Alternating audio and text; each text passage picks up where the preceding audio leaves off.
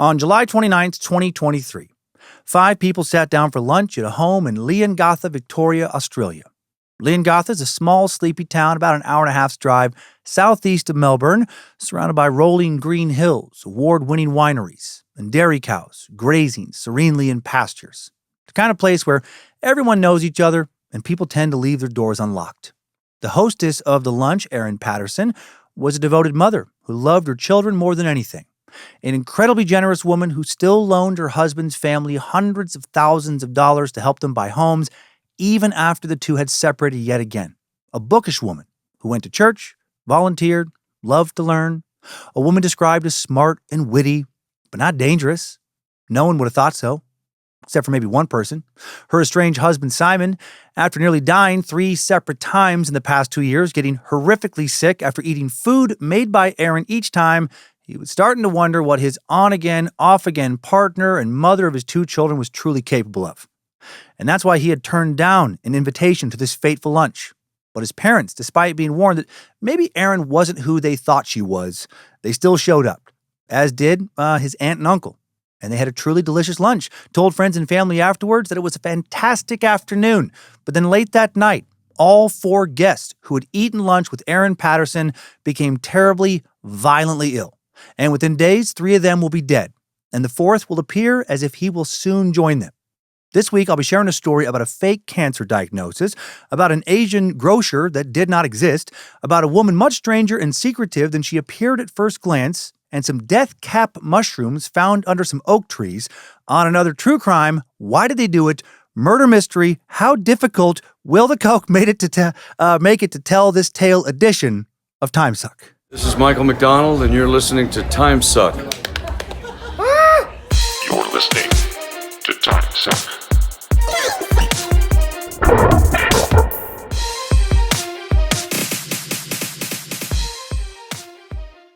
Well, happy Monday. Welcome back to the Cult of the Curious. I'm Dan Cummins, the Master Sucker, part Lemurian, part Atlantean, frequent flyer on the astral plane, and you are listening to Timesuck. Hail Nimrod, hail Lucifina, praise be to Good Boy Bojangles, and glory be to Triple M. 500 Monday episodes right now. This is the 500th one, 500 straight weeks of Timesuck now, going back to September 18th, 2016, when I spent just a little over 30 minutes talking about the Lizard Illuminati. Man, thanks for still being on this ride. Those of you who have been on it since the beginning. For the 100th episode, you will know that I decided to celebrate with some cocktails. The drunk as fuck suck of the Axemen of New Orleans. Lindsay had to help me finish that one, and I believe that's where the 3 out of 5 stars joke originated. Then for the 200th episode, it was the Shroomed and Doomed West Mesa Bone Collector suck. Oh, man. For 300, Bass Reeves on acid, tripping in the Wild West. The LSD fucking destroyed me on that one. Could not make it through it. But so fun to try. For 400, it was Molly and Michael Jackson rolling on the King of Pop. For that one, I think the feedback was you couldn't really tell how high I was. I felt fucking amazing. For 420, existentialism and weed. I'm high and we're all going to die. And now for 500, it was supposed to be the mushroom murders on Special K. I was going to take ketamine. I had all these ketamine facts and history written out for you. I was very excited. I've never done it. But the ketamine that I got tested positive for fentanyl. So that experience will have to wait. Always test. Fucking so glad I tested. Jesus Christ. What tested negative for fentanyl, though? Maybe some cocaine. I know. I know I'm going to get a lot of judgment for this one. I think more than the other drugs. I was hesitant to do an episode on coke. It is such a destructive drug. So let me make it clear. This is in fucking zero way an endorsement for cocaine use. It is highly addictive, very expensive, often dirty, dangerous, thanks to getting crushed with all sorts of nasty shit. I've made fun of it so many times. It is easy to overdose on. If you are not careful, people die thanks to coke overdoses all the time, sadly. That is why I was very careful, thoroughly tested it, tested negative 3 separate times, made sure the fentanyl strips I was using worked by doing several controlled tests with just water, then used the same strips for the ketamine that tested positive for fentanyl 3 separate times, used those strips to make sure the coke tested negative multiple times, and here we are. I've set aside about 140 milligrams. Anything over 90 is considered a real heavy dose. Strong dose between 60 and 90. And so what I'm going to do is I'm going to pause the episode at the start of the Timesuck timeline. You won't hear it, right? I'll just jump right back. But what'll happen when you're listening to the music is I have paused the episode, the recording. I have gone. I'll take my first line, and then and my voice sounds different right now. It's because I've had the never-ending fucking crud that has been going around here for the last month. It's been fucking annoying.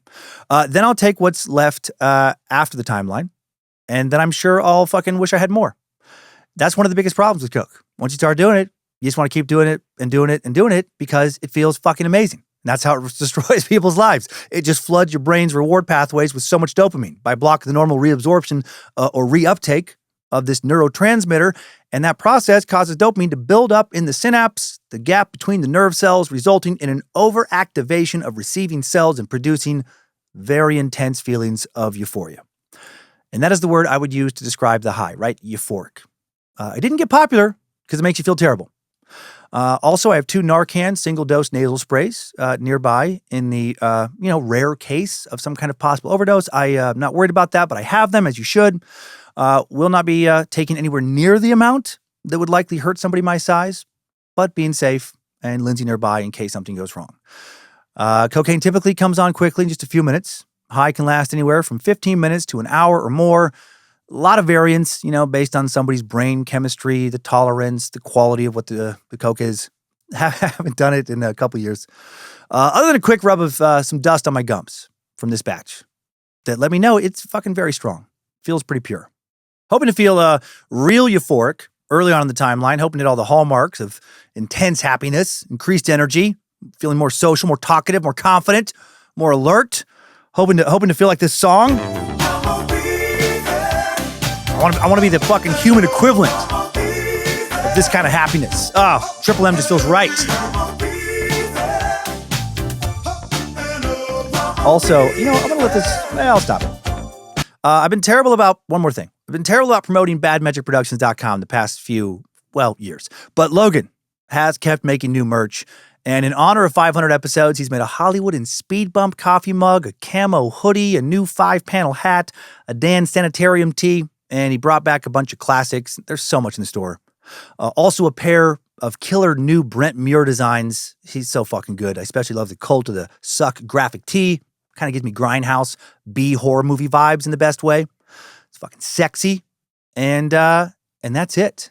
So gonna dig into this story, give a little control sample, right? Before the timeline, normal me, and then we'll see if I change. Let's get started.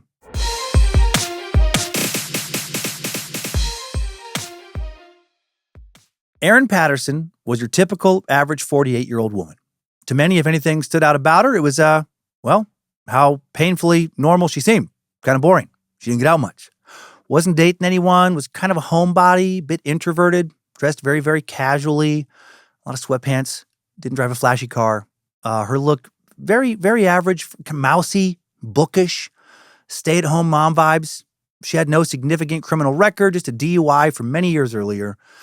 She'd gone to college, done well, worked a few jobs, feedback mixed there.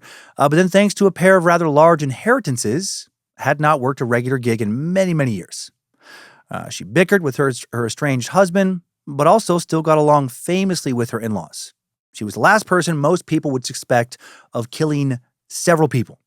On July 29th, 2023, Erin Patterson hosted her in-laws, Dawn and Gail Patterson, along with Gail's sister Heather, and Heather's husband, Ian Wilkinson, who was her pastor at a local church, over for lunch.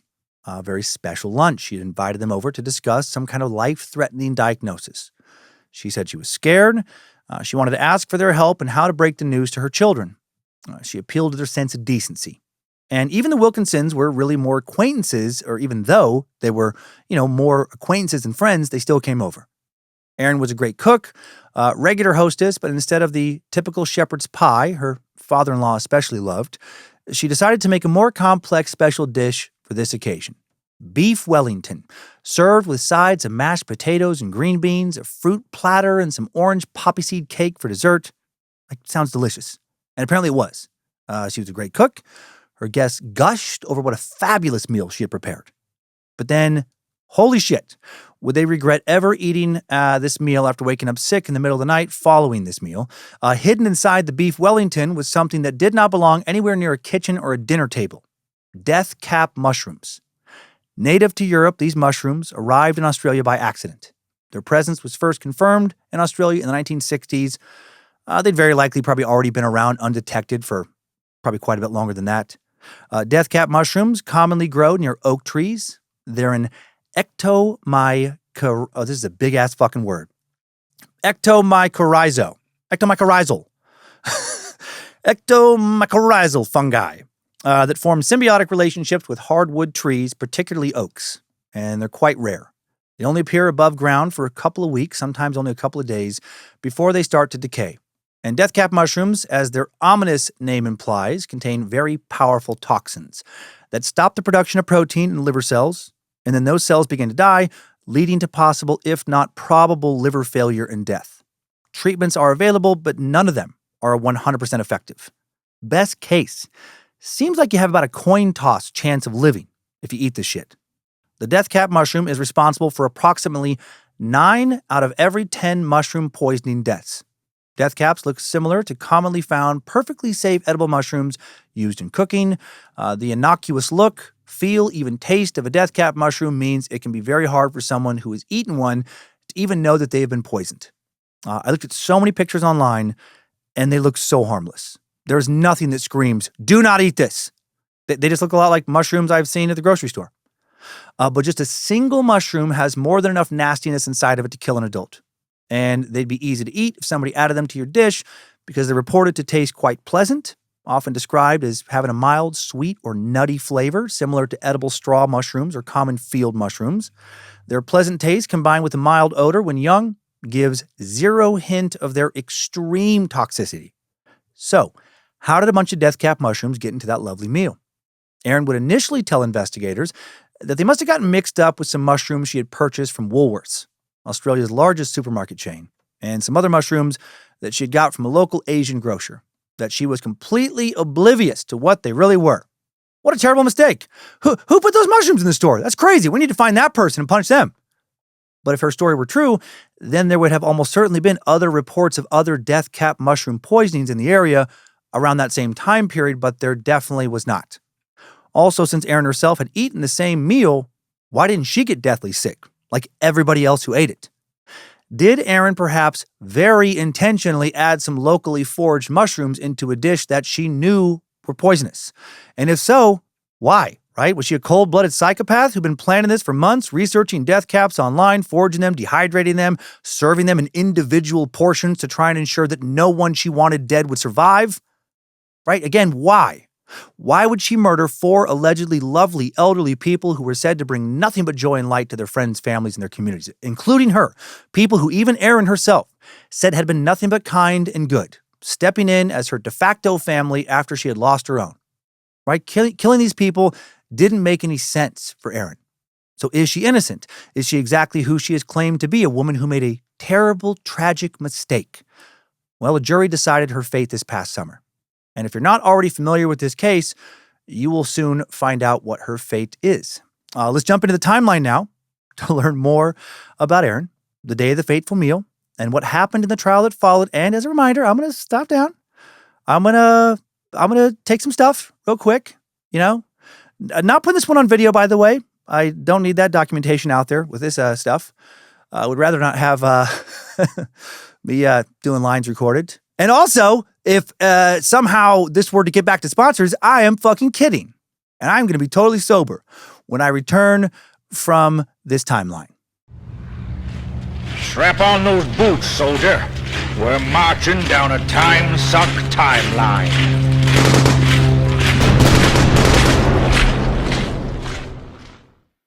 Okay. So, just about a minute ago, probably take a couple minutes to set in. Just feeling a little numb. September 30th, 1974. Erin Trudy Scudder was born and bred in Glen Waverley, a middle-class suburb located deep in the southeastern suburbs of Melbourne in the Australian state of Victoria. And so we find ourselves back in the never-ending suburbs of Melbourne, so very soon after the Mr. Cruel episode. The many, many suburbs of Melbourne. Some say they're infinite, that you'll die before ever visiting them all if you should be so foolish to try that quest. Not bouncing around to as many of them this week, though. Back in the 1970s, Glen Waverley was, by the standards of people who lived there, pretty dull suburb, a quote, white bread suburb of sausage rolls and apple scrolls, as one local put it. Families predominantly filled the homes of Glen Waverley, which back then was a semi-rural suburb on its way to becoming firmly rooted in suburbia as the Melbourne metro area continued to grow around it. Glen Waverley was the site of the state of Victoria's first McDonald's that opened the 12th of September, 1973. And that is pretty much, as far as I can tell, its only claim to fame, even though it's not really a claim to fame.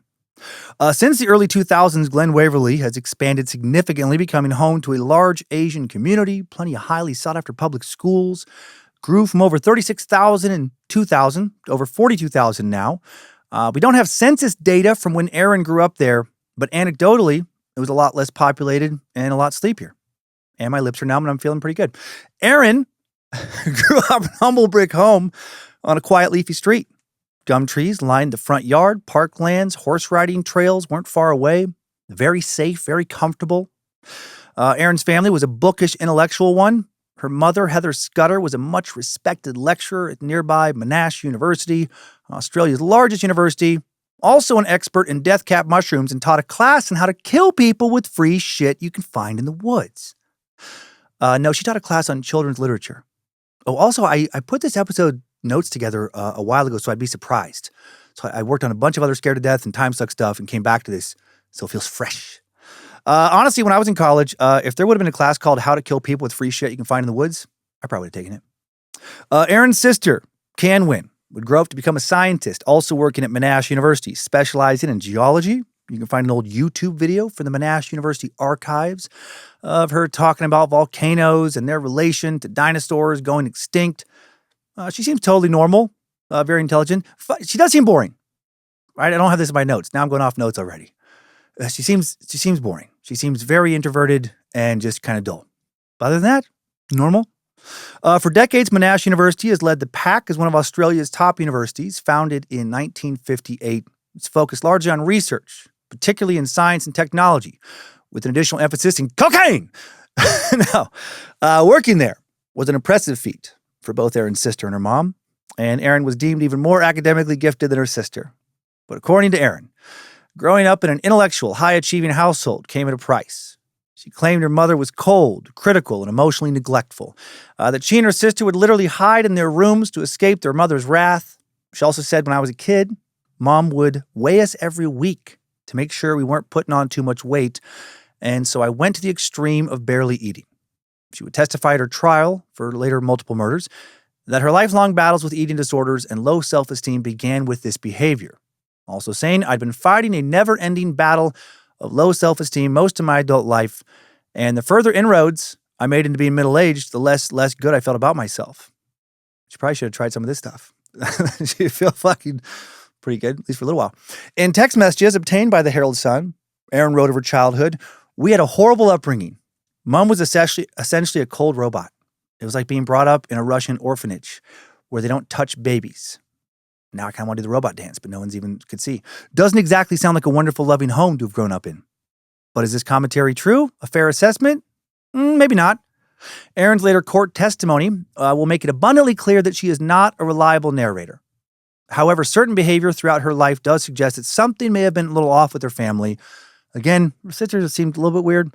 She definitely gravitated toward her husband's family, seeking refuge and support from them, while her own parents were conspicuously absent from many key moments of her adult life. Whether her childhood was as she described or not, it is safe to say that Erin and her family were not terribly close in many, many ways. Whose fault that is, Erin's or her family's, is anyone's guess. Her sister Canwyn, interestingly, will not testify as to Erin's character at her trial. Won't make an appearance at all. Her parents also won't, but that's, they're dead at that point, so that makes sense. Erin's mother, Heather Scudder, would pass away in January of 2019, and at the time, many former colleagues would remember the academic as a lovely coworker who was highly dedicated to her job, but not somebody they necessarily socialized with. She seemed like a pretty private person, as did Canwyn, I should add. According to one Reddit user, I took 2 classes with the mother, Heather, and she was a fantastic teacher. My second favorite at Monash. She was far from cold and was a first-rate mind and really encouraging in my writing. She took a genuine interest in her students' thoughts and was also a feminist. I thought she would have been an awesome mother. Just one person's opinion, of course, but an opinion that seemed important to share. Also, I can't feel my teeth. Erin's father, Aton Hugh Scudder, who went by Hugh, very successful as well. Seems fairly quiet, private guy. He held director roles in multiple Australian companies, including his home state of South Australia and at Eden in New South Wales. Despite his career success, Erin Patterson called her dad a, quote, doormat. She said, Dad wanted to be warm and loving to us, but Mom wouldn't let him because it would spoil us. So he did as he was told. Erin attended University High School in Parkville, another suburb. A very desirable school, known locally as Uni High, that offered accelerated classes for academically gifted kids who would be continuing their education after high school. Some journalists for the Herald Sun were able to track down and speak with about a dozen of her former classmates. Most did not remember her. Those who did remembered that she was in the accelerator program, that she was one of the gifted students. One of the students who did remember her said that she didn't initially connect the dots when the name Erin Patterson made headlines in Australia of 2023. When it clicked who she was, that Erin Patterson was Erin Scudder, she was shocked because she remembered Erin being a quiet, reserved, polite kid, a rule follower. Somebody who seemed kind of mousy. Somebody who would never fucking do an episode like this. A very non-threatening, chill kid. Somebody who didn't associate with many of the other students, but kept to themselves. She also remembered, as did a few other former classmates, that Erin was exceptionally passionate about math and science, very academically focused. Many people online have speculated that Erin is on the autism spectrum. While the journalists were unable to track down and speak with anybody who was particularly close with Erin, some of the people interviewed did say that she had friends. She hung out with a little social group made up of other kids in that accelerated program, wasn't a loner, and she seemed happy to most of those who interviewed. She seemed happy to most of the people who were interviewed. She seemed well-adjusted. However, one person who described themselves as a sister of one of Erin's closest friends at the school said that their sister described Erin as a brilliant but unhinged person. That's an interesting quote, unhinged. Also, I wish I could record this from a hot tub right now. A few others who knew Erin as a young adult spoke similarly of her, about how she was just fucking odd. I guess I'm odd. That's all we really know about her childhood. In 1992, Erin graduated from high school and was accepted into a science program at the University of Melbourne. Very exciting academically speaking. The University of Melbourne, Australia's highest ranked university, considered a tier above Monash. Maybe gave her some bragging rights over her mom and sister. A little ways into studying for a science degree, she decided, not my thing. Switched over to study business accounting, and then she would stick with that degree. However, when she graduated, a little unclear, as is what kind of student she was. Based on journalists having a hard time tracking down people who actually knew her, I'm going to say she was probably not incredibly popular. Wasn't exactly big on the campus party scene. Probably mostly kept to herself. She began studying. I don't know how fast I'm talking. She began studying at the University in 1992, and we don't know, based on public records, other than studying and getting a degree, what she did for her college years or the 5 or 6 years that followed. My mouth is so numb. In February of 2001, 9 years after graduating high school, Scudder became an air traffic controller. She was I could fucking air traffic control right now. I could be locked in. She was accepted into the notoriously difficult training program to become an air traffic controller with Air Services Australia at the Melbourne airport. This was not a program just anybody could get into. It demanded a high level of intelligence. In a single shift, a controller was responsible for the safety of thousands of passengers. You got to be confident, calm, resilient, able to think in 3 dimensions. As you're speaking to pilots, you're judging the aircraft's trajectory through the air in terms of heading, level, speed. So I guess it's like playing like a giant video game or 3D chess. I've gotten pretty good at Fortnite. I could probably do it. I shouldn't be allowed to do it. At Air Services Australia, Erin was part of a small training group of around 14 people. The trainees became, I guess, close, like a second family, except for Erin, because she's a fucking weirdo. She was not part of that work family. In the roughly year and a half that Erin was at Air Services Australia, she gained quite a reputation, not in a good way. Her colleagues would call her Crazy Erin, not very creative, but also Scudder the Nutter behind her back. That's a good one. Scudder the Nutter has a nice ring to it. Erin Scudder apparently was not just a bit of a harmless oddball either there. Her former colleagues described her as a pathological liar who pulled all these bizarre stunts for an audience of just one person herself. For example, one day Erin pretended to be one of her colleagues, and she called up her boss pretending to be sick, said she couldn't come in to work that day. And then when the impersonated colleague showed up, the boss was, fucking confused. And then Erin was heard giggling in the corner, but like wasn't a joke she shared with everybody. Like, no one else was laughing. They weren't in on it. And they didn't think it was funny. Reflecting on this years later, Erin's former colleagues were not sure if this was meant to be some sort of prank or if it was a ploy to pick up more lucrative shifts covering the sick leave of others. Erin's former colleagues also said she was aggressive in how she talked to others, confrontational, argumentative. They spoke of attention while dealing with Erin, where they were always unsure how she would act. She wasn't necessarily always unpleasant to be around, but you tended to be wary that she could snap or say something unpleasant at the drop of a hat, they said. She once made a bullying complaint against another air traffic controller. She was the only person on the team who regularly declined what few invitations to social activities she got. She also would apparently say random off-the-wall shit that people couldn't make sense of from time to time and was very secretive. That's a word that comes up a lot, secretive. Still, Erin's former colleagues did agree on one thing. She was bright. She'd taken the notoriously difficult test to become an air traffic controller, had been one of the few to make it through the training program from her class. So book-wise, intelligent. Social skill-wise, not so much. She would not last long as an air traffic controller. 1,000 planes would crash while she worked there. No, her manager had suspected her of having left work early after claiming to have worked a full day. After confronting Erin about this and having her deny it, they checked some CCTV footage, found out that she had indeed been doing exactly what they'd accused her of. It seems like a dangerous job to leave early.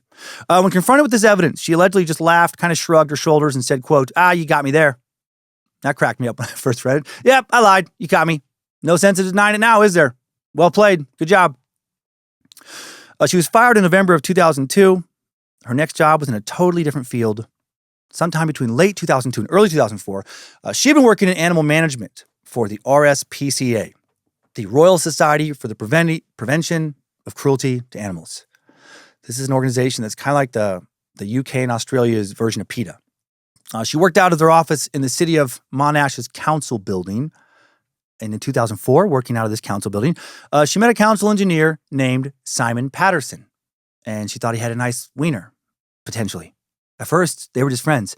And then it sounds like they maybe became friends with benefits, but it doesn't say that for sure. They hung out. They went on camping trips together, just the two of them, with like no strings attached.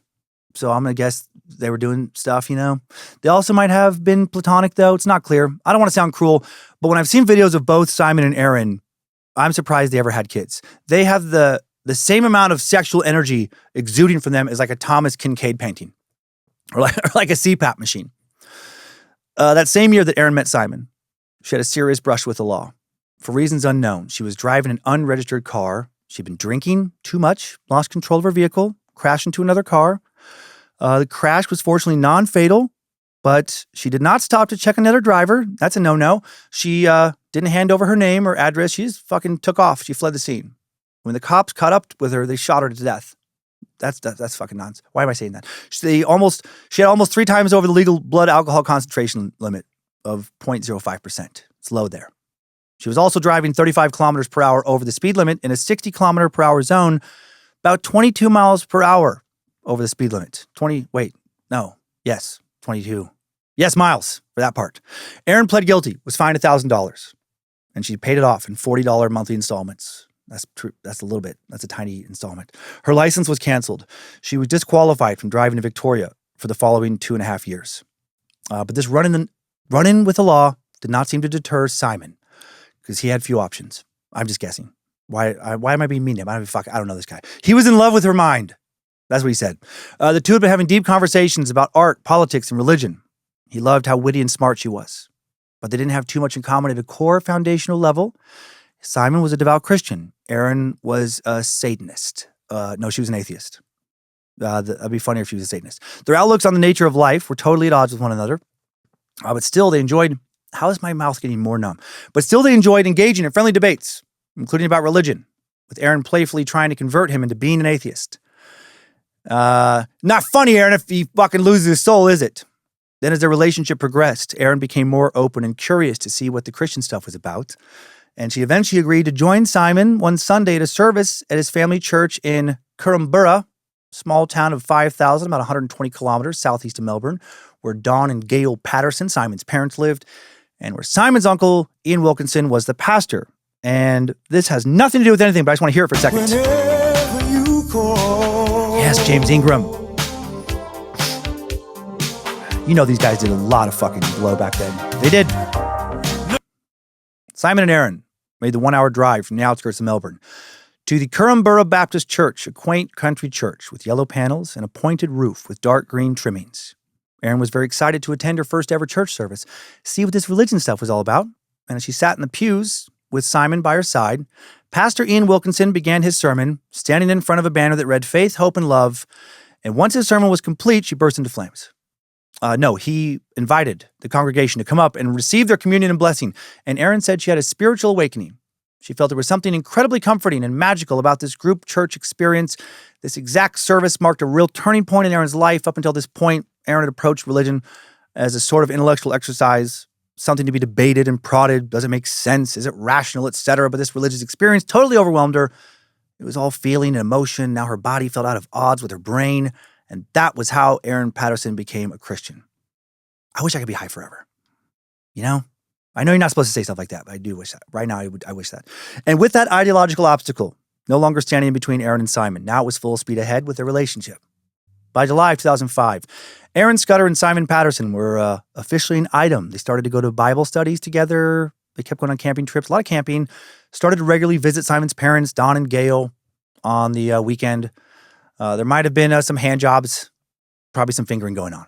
Not everyone thinks that goes against scripture, by the way. I Googled. This is true. I put it in Google, is the Bible against hand jobs? And the overview that came back began with this sentence. The Bible does not explicitly mention hand jobs. I thought that was kind of funny. I also enjoyed the sentences that followed. Quote, however, many conservative Christian interpretations consider any sexual activity outside of marriage, including hand jobs, to be sinful sexual immorality / fornication. The perspective often hinges on whether the act involves lust or violates the sanctity of marriage. Thank you for taking my query so seriously, robot. I would say that the act almost certainly involves lust. I would fucking hope it does. I think I would find a hand job minus lust creepy. I feel like I was being studied, that my seed was being milked. Some sort of detached clinical research program. I wouldn't want to be jerked off in a non-lustful way. Naturally, I had to follow up that first search with the question, is the Bible against fingering? And I was surprised that the answer was a little different. This overview said the Bible does not explicitly mention fingering, but most traditional Christian interpretations consider any sexual stimulation outside of marriage to be fornication and sinful. The Bible defines sexual intimacy as being designed for a husband and wife, urging believers to flee from sexual immorality. It feels like the robot I talked to is sexist. I feel like they're fucking judgier about fingering than hand jobs. So sorry, ladies. Your pussies are evil. That's what I took away from that. Right? Obviously. Okay, now let's get back to this actual story. Simon's parents, Don and Gail. They make me think of Miami Vice for some reason. Don and Gail. Don Johnson. Why am I thinking about his parents are the fucking detectives on Miami Vice? They were much loved members of the Currumbura community. Had nothing to do with Miami Vice.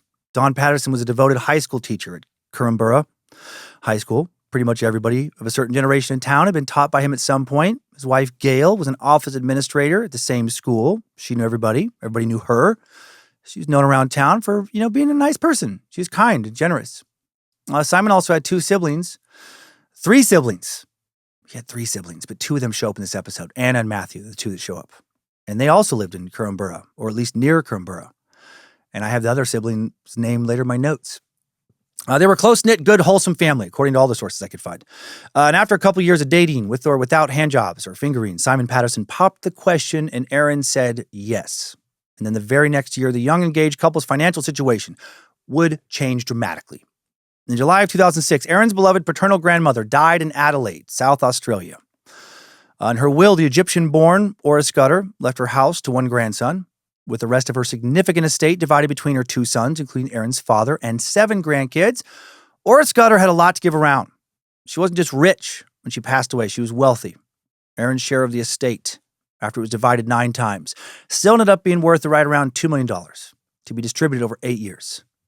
Not gonna lie, I'm always a bit jealous when I hear about people getting a big inheritance. That's just a foreign concept to me. I know I've said it before, but growing up, we didn't have a lot of money. Not my mom or my dad. My dad was usually either bankrupt or in debt.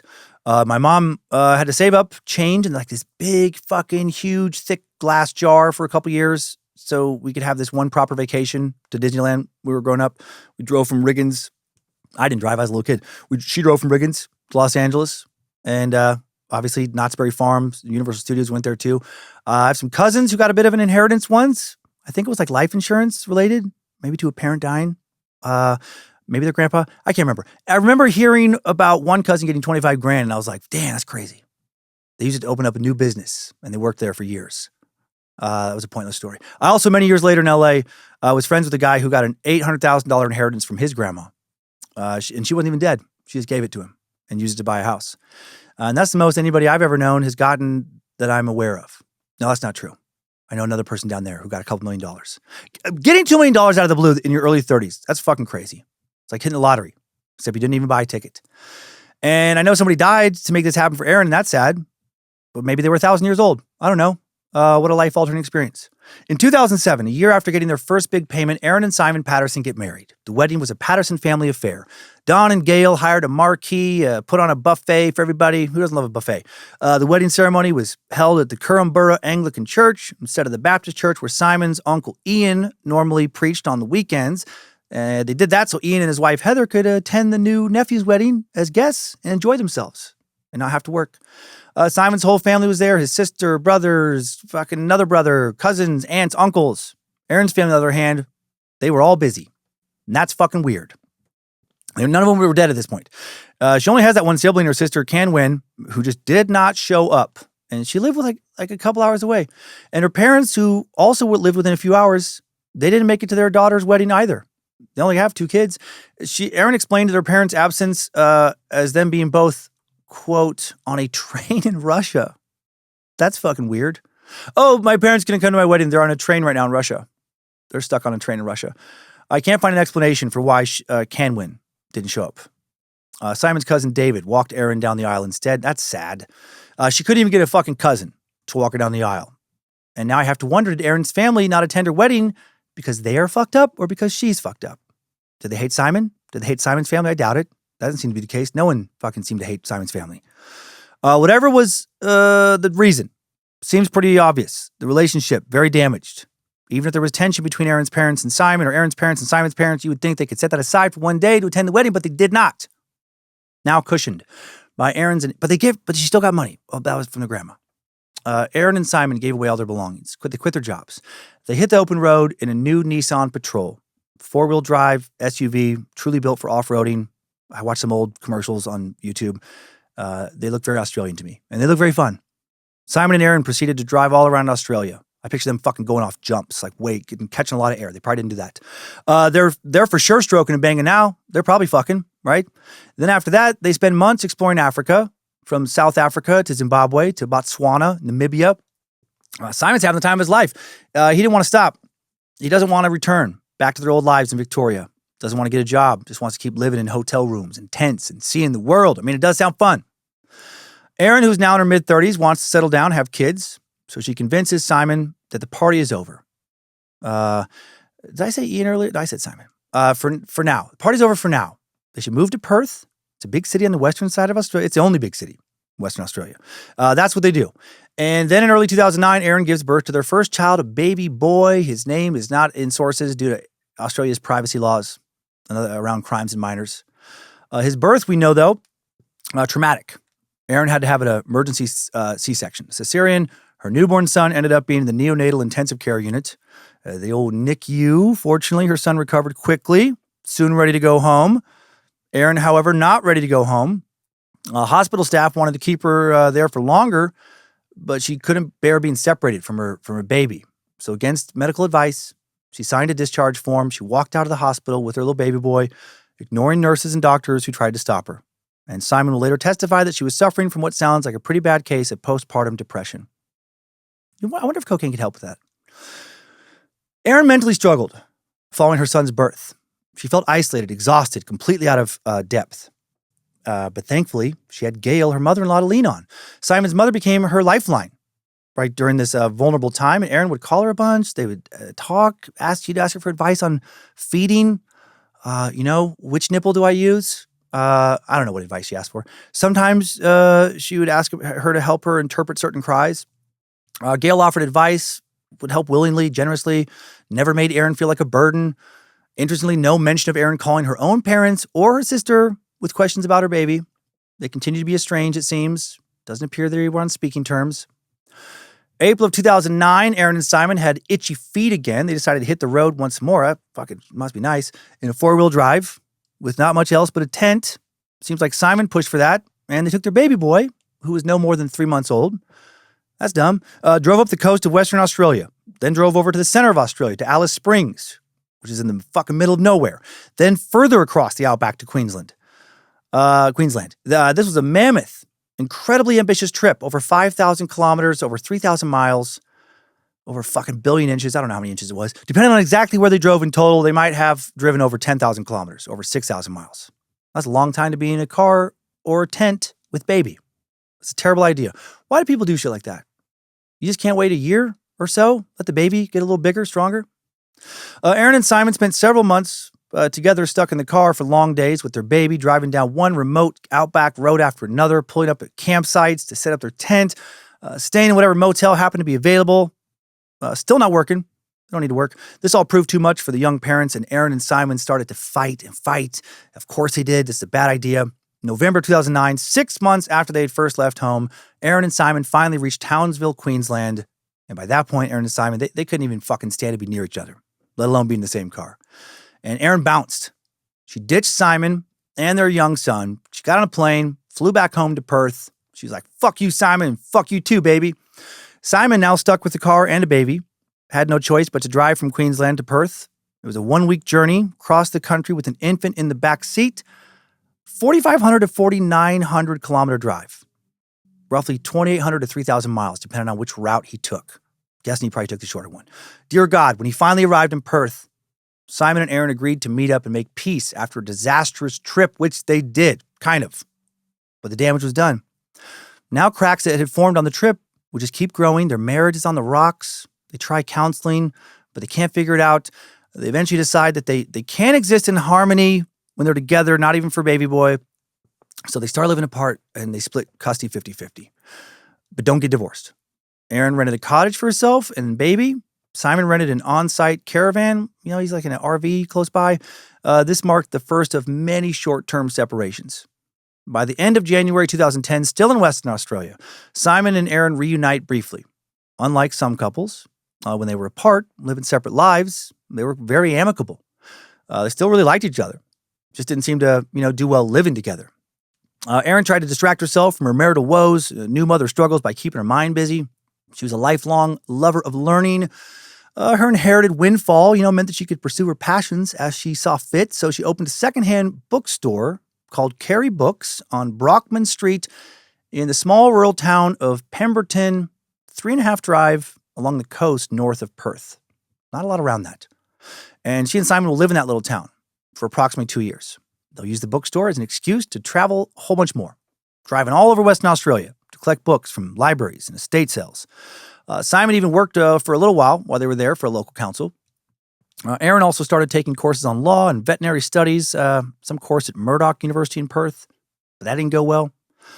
She was still depressed, right? Postpartum. I do feel so bad for people who get it. Seems like it can last forever. She would sit at the kitchen table with a textbook spread out, baby crying in the next room. She'd just keep reading the same paragraph again and again, not able to absorb a single word. And eventually she would just stop opening the books, gave up on the course altogether. 2011, Erin's father, Hugh, died at the age of 65. Sources do not say how he died or if Erin bothered to attend her father's funeral, but I'm going to guess he did not. 2012, another rough year. Erin and Simon try to have another child. She does get pregnant, but then she has a miscarriage. Following the miscarriage, she and Simon break up again.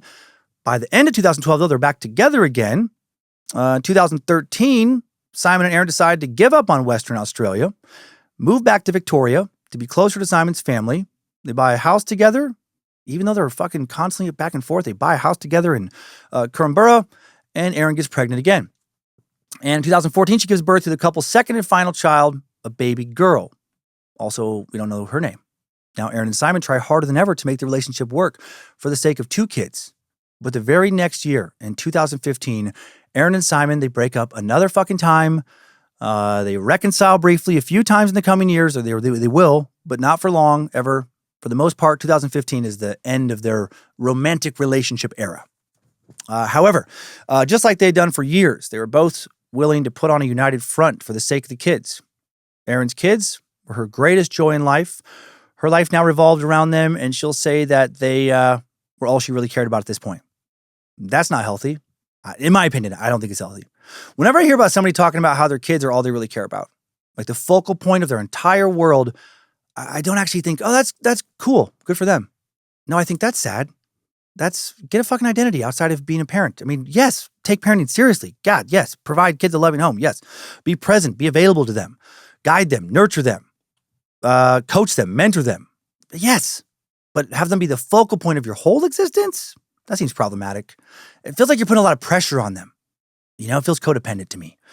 Why not just show them a healthy example of having your own friends and interests, something they can also aspire to have someday? But why would anyone fucking listen to me? I'm fucking doing a podcast all fucking amped up. Everyone's built different. Erin and Simon continued going on holidays together, presenting some semblance of a united family unit. Despite being more or less permanently separated now, also decided not to go through the headache of a divorce, no fighting over who owned or was entitled to what. They simply listed all their assets down on paper, Erin's inheritance, loans, property, cash, etc., and they split it all up 50-50. And not only would Simon get half of what they had, he also got half of what remained from Erin's inheritance. And that's generous. I think that's foolish. I think that's foolishly overly generous. Clearly, while they struggled to coexist romantically, they still cared for one another. Over the next 5 or so years, both even held on to some sliver of hope that they might someday figure out how to properly reconcile. Why do people do this to themselves? If you can't figure it out after all that, it's fucking never going to happen. 2019, Erin's mother, Heather Scudder, passes away from cancer. And now Erin, at the age of 45, gets another big inheritance. Not sure exactly how much, but her parents owned a beach house in Eden, New South Wales that multiple sources say sold for $900,000 and that the profits were divided between Erin and her sister. So interesting that they left Erin in their will despite not really having a relationship with her. It fucking drives me crazy not knowing what happened. For all I know, they did keep in contact, but just very privately, and we don't get to know about it. Erin used her share of the money to buy 2 properties, a Mount Waverley apartment in Melbourne, back in her old neighborhood, I guess, and a Gibson Street home in Leongatha, just down the road, about a 10-minute drive from Kurrumbura, which became her primary residence. Leongatha is a sleepy town with less than 1 million people, like a lot less. It has less than 6,000 people. Located in the foothills of the scenic Strzelecki Ranges, a low mountain range of rolling green pastures and dairy farms, dotted with small towns and hamlets. Who doesn't like a hamlet? While to non-locals, it may appear geographically isolated, all these little communities are held together by close-knit neighborhood ties. Town's biggest employer is a dairy processing plant on the north side of town, based on YouTube walkthrough videos. There's a fucking million YouTube walkthrough videos. It's fucking crazy. It's cute as hell. It's a quaint little place where a lot of, little local boutiques and cafes have a lot of TLC. Only about 20-minute drive from some of, Australia's southern coast's popular beaches. The sleepy, near crimeless burg of Leongatha was hardly the place anyone expected a mass murder to take place in. Erin custom built her Leongatha house to be the family home of her dreams, intended it to be her forever home, the place her kids, someday their kids, could all gather and make memories for years and years to come. A large, white-paneled house tucked off a dirt road on a semi-rural block at the edge of town. And she built it just 10 minutes, a 10-minute drive from Simon's parents' place in Kurrumbura. The Patterson children could pop over to see their grandparents whenever they wanted, basically. To the outside observer, the Pattersons and Erin appeared very much like a cohesive family unit, despite Erin essentially being divorced from Simon. Not legally, but they certainly weren't together, right? Another atypical social arrangement. Despite this, as if to cement their connection even further, Erin added Simon's name to both property titles as a gesture of goodwill. Both the Mount Waverley apartment in Melbourne and this custom-built family home in Leongatha. And at quick glance, this reads as Erin keeping the door open to reconciliation.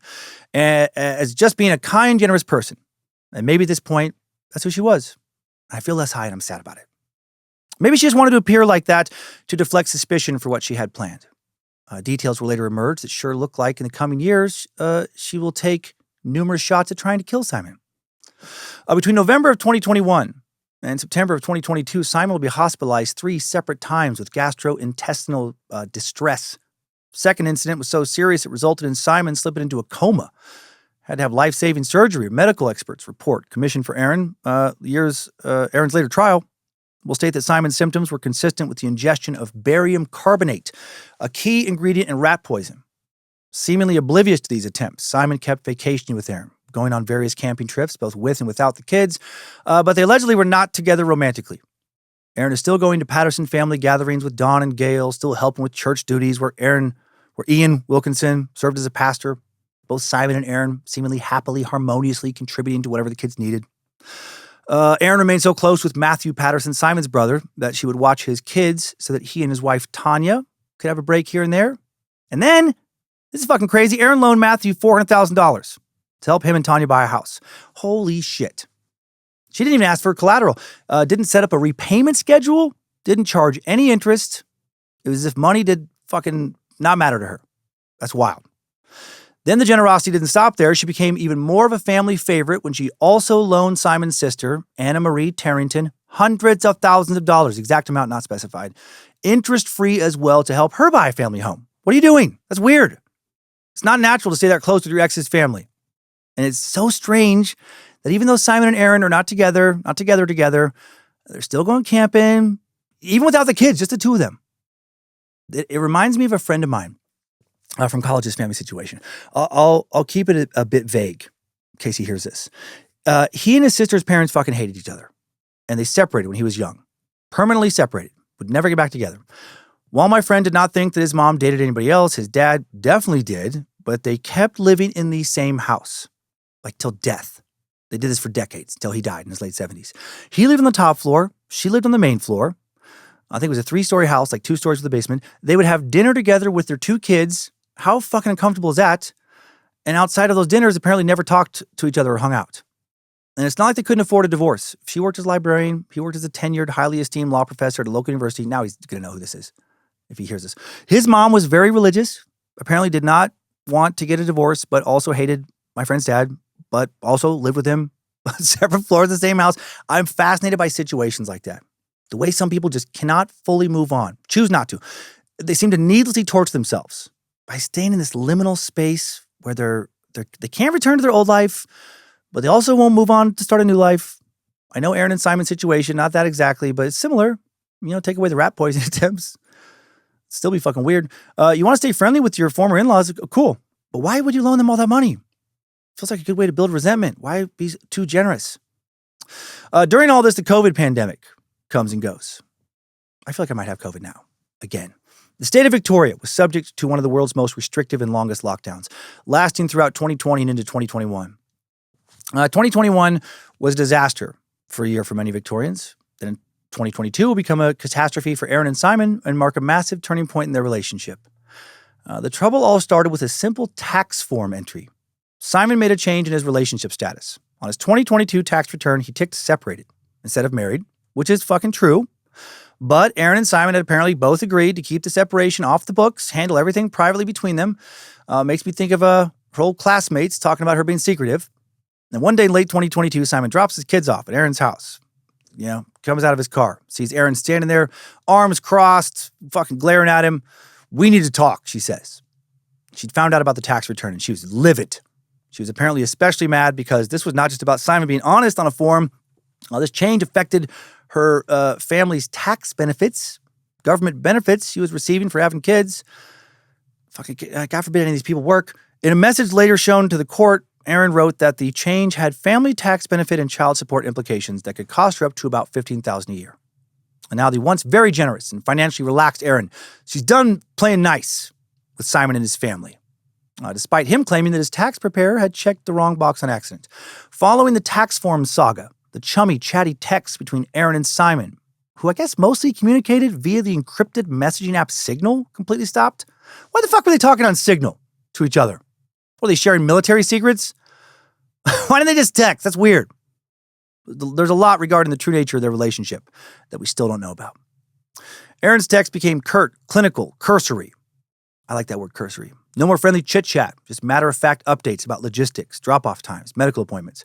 But she couldn't shut him out completely. After all, she still relied on him to chip in for things for the kids, things like doctor's appointments and school fees. Eventually, Erin and Simon both agreed that Erin, given that she was the kid's primary caregiver, should apply for child support. And their kids, by the way, are now 13 and 8. On November 18th, 2022, Erin applies for child support. She will quickly come to regret this. The child support agency reviewed her and Simon's financial records, ran the calculations, and do you want to guess how much they ruled that Simon owed? Guess how much he had to legally pay per month to, help raise his kids? $40. Seriously, what the fuck? $40 a month for 2 kids, $20 a kid. Clearly he wasn't out there working. Right? Sounds like he was still living off money he had gotten from Erin's inheritances, and so he couldn't contribute much, I guess. Simon had previously been paying his kids' school fees, but after that ruling, he just stopped because he was only legally required to pay $40 a month, and now that's all he was going to pay. And he sounds like a fucking bum. Maybe he wasn't. I don't know him. I might be missing something, but I don't like that. Sounds like a leech. Would you be comfortable after living for years primarily off of your wife's inheritance? And then when estranged, would you still be comfortable with that? It shouldn't bother me maybe, but it does. And then after being financially carried for years and gallivanting all around Australia and Africa, back around Australia, going on what feels like more vacations in a year than a lot of people taking their lives, you're going to suddenly refuse to pay more than $40 a month to help raise your kids. Despite the woman you're barely paying anything to now, she just bought your sister and one of your brother's houses after carrying you financially for most of your adult life. It feels like Simon and his family may have taken advantage of Erin's generosity. I mean, maybe she was the one pushing for it. Maybe she was the one offering help all the time. But it feels like him and his siblings took advantage of it. At this time, Erin and Simon's kids are attending private school. And private school fees for primary school in regional Australia often start around $8,000 a year. That number can climb with each grade level. Some schools, it can reach up to $23,000 a year. So 40 fucking bucks a month, not helping. How did the court make that determination? Now, Erin starts pushing Simon to pay more. Like, come on, dude. Right? Who cares what the child support people ruled? When have we ever followed the system? And now Simon, when asked to pony up, he essentially throws up his hands. He's like, well, I'm just following government orders. $40 is fair, so that's what it's going to be. But also, as you'll see when I cover their trial, it seems as if Erin had tried to kill Simon 3 separate times before he took this hard $40 stance, so maybe it wasn't just about the money. For now, Erin is feeling a new kind of stress. For years, for most of her adult life, right? She'd had an inheritance to cushion things. It allowed her to study whenever she wanted. She could take flexible part-time jobs, mostly for fun, like a quasi-vanity role as a editor of a community newsletter, the Borough Flyer in Curran Borough for a while. Mostly she'd been able to focus on being a mom and a homemaker, but, she'd been too generous with her money, especially with how much she gave Simon's siblings. Now that inheritance wasn't going to last forever, and she had no more relatives to die to give her more money. Maybe her sister, but I doubt she'd give her money. So Erin now began to resent Simon for getting off easy, for having little responsibility in her mind. And the resentment and tension deepens. And eventually Erin is at her wit's end. She's openly furious with Simon, who, from her perspective, is riding a wave of bare minimum fatherhood responsibilities, especially, again, after all the money she'd given him. After working so hard to keep things civil, fucked her. Simon was a devoted, caring father when he was with the kids, but that wasn't enough for Erin. And she also knew getting him to do what she wanted was a lost cause, so she goes to his parents. She begs Don and Gail, please step in, talk to your son, knock some sense into him, get him to do what's right for the sake of the grandkids. And this makes them uncomfortable. Don and Gail, they don't want to be involved in their son and daughter-in-law's marital squabbles. And they gently told Erin that there were only 2 things they were willing to do. They could pray or they could pay. They told her, we'll keep you in our prayers. And if money does ever become an issue, talk to us and we'll help you. And that does sound pretty reasonable. They hadn't lived off of Erin's money. Their son had. Actually, 3 of their 4 children had. Possibly taken advantage of her financially, but not them. Erin was not happy about that response. For her, this was not just about the money. It was about the principle. She didn't want their charity. She wanted their son to step in line, do what she felt was blatantly right. With her in-laws out of the picture, Erin Patterson turned to her friends for support, kind of. She turned to people she considered her friends, but she never actually met these people, not in real life. They were online friends, and they were about to get a front row seat to the Patterson family drama. Erin had become an avid true crime junkie over the past few years, and she'd been spending hours swapping theories and poring over evidence in a Facebook group focused on the crimes of Kelly Lane, an Australian water polo player found guilty of killing her 2-day-old daughter in 1996. In 2018, Kelly from Behind Bars became the subject of a major podcast after writing to a journalist claiming to have been wrongly convicted and begging her to investigate. And like many true crime cases, a whole online community of armchair detectives arose around it. Erin was right in the thick of that community. According to one of her online friends, Christine Hunt, Erin was renowned among her peers for her nimble researching and tech skills. Christine described Erin as a bit of a super sleuth and as someone highly regarded in the Facebook group. I need a little bit of this music to pump me up. Never be lonely, lost in the night. Just run from the dark. Okay. From within this larger Facebook group, Erin grew closer to a handful of members. And for them, a shared crime obsession developed into a virtual friendship. Erin and her online friends began talking not just about true crime, but about their own personal lives as well. And now I can't help but wonder about all the Timesuck related Facebook groups that are out there. I hope I don't ever have to do an episode about a longtime Cult of the Curious member who's now a murderer. Erin would often send photos of her kids to her new friends. They were all she cared about, she'd tell them. And then soon she was sharing information about something else, the great Patterson family feud. Here are some of the direct messages Erin sent via Facebook Messenger to her online friends. I mean, clearly the fact that Simon refuses to talk about personal issues in part stems from the behavior of his parents and how they handle things with him growing up. That's his learned behavior. This family, I swear to fucking God, they're a lost cause. I'm sick of this shit. I want nothing to do with them. I thought his parents would want him to do the right thing, but it seems they're concerned about not wanting to feel uncomfortable and not wanting to get involved in their son's personal matters are overriding that, so fuck him. So, doesn't sound like she's getting along too well with him right now. Erin accused Simon of gaslighting her. She accused Dawn and Gail of using, quote, weasel words. She called Simon a deadbeat. Wonder why Gail was not horrified by his stance regarding child support. I'm not going to lie. I'm a big fan of weasel words. I might steal that. I'm going to use that. I'm going to start using, maybe I'll use it on Lindsay just to rile her up. I'll be like, bullshit, what are you fucking talking about? Enough with your weasel words, lady. If I hear one more weasel word come out of your weaselly mouth, I'm going to scream. She probably heard that. She's in the next room. No more weasel words. I don't know if she knows I'm talking to her. When she was not ranting and raving, Erin and her online friends would also swap recipes, mostly from Recipe Tin Eats, a popular Australian cookbook. They get excited about new kitchen appliances as well, sharing what they've been experimenting with. And in the spirit of sharing this kind of info, Erin let her friends in on one of her little parenting secrets. She'd been sneaking dehydrated mushrooms into everything she cooked, almost. Sneaking a bunch of good micronutrients into the kids' meals without telling them, I actually drink a protein smoothie made with a powdered mushroom blend almost every morning. It's great. I like this. I've been hiding powdered mushrooms and everything. Mixed it into chocolate brownies yesterday. Kids had no idea, she wrote. To which one of her online friends responded, so fun fact. That's what she wrote. The dehydrator reduces mushroom mass by 90%. Do you think Woolies would mind if I put the dehydrator into their vegetable section and dry things before I buy them? Okay. This is how the mushroom murders began. With, not just harmless talk about mushrooms, but about people doing good things with mushrooms. On April 18th, 2023, a woman unbeknownst to Erin Patterson called Christine McKenzie, a woman whose name will come up at Erin's trial later, She was visiting her daughter, this Christine lady, in Locke, a small town about a 25-minute drive northwest from where Erin Patterson lived. During her visit, Christine took a walk around the local oval with her grandson and dog when she spotted something that frightened her growing under some oak trees. It was a monster. No, it was mushrooms. She knew exactly what they were the moment she laid eyes on them. She spent years working as a poison specialist. She walked closer, wrapped her hand in the doggy plastic bag, pulled 2 mushrooms carefully out of the ground, took a photo of them. Christine then removed as many others as she could find because this area was popular with walkers. I almost said dog workers. It's popular with dog workers. There was a lot of working class dogs.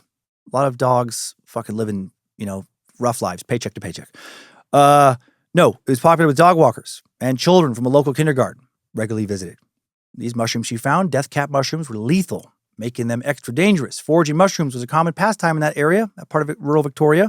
And to the untrained eye, death caps, right, as I said earlier, could pass for regular-ass wild mushrooms that don't kill you.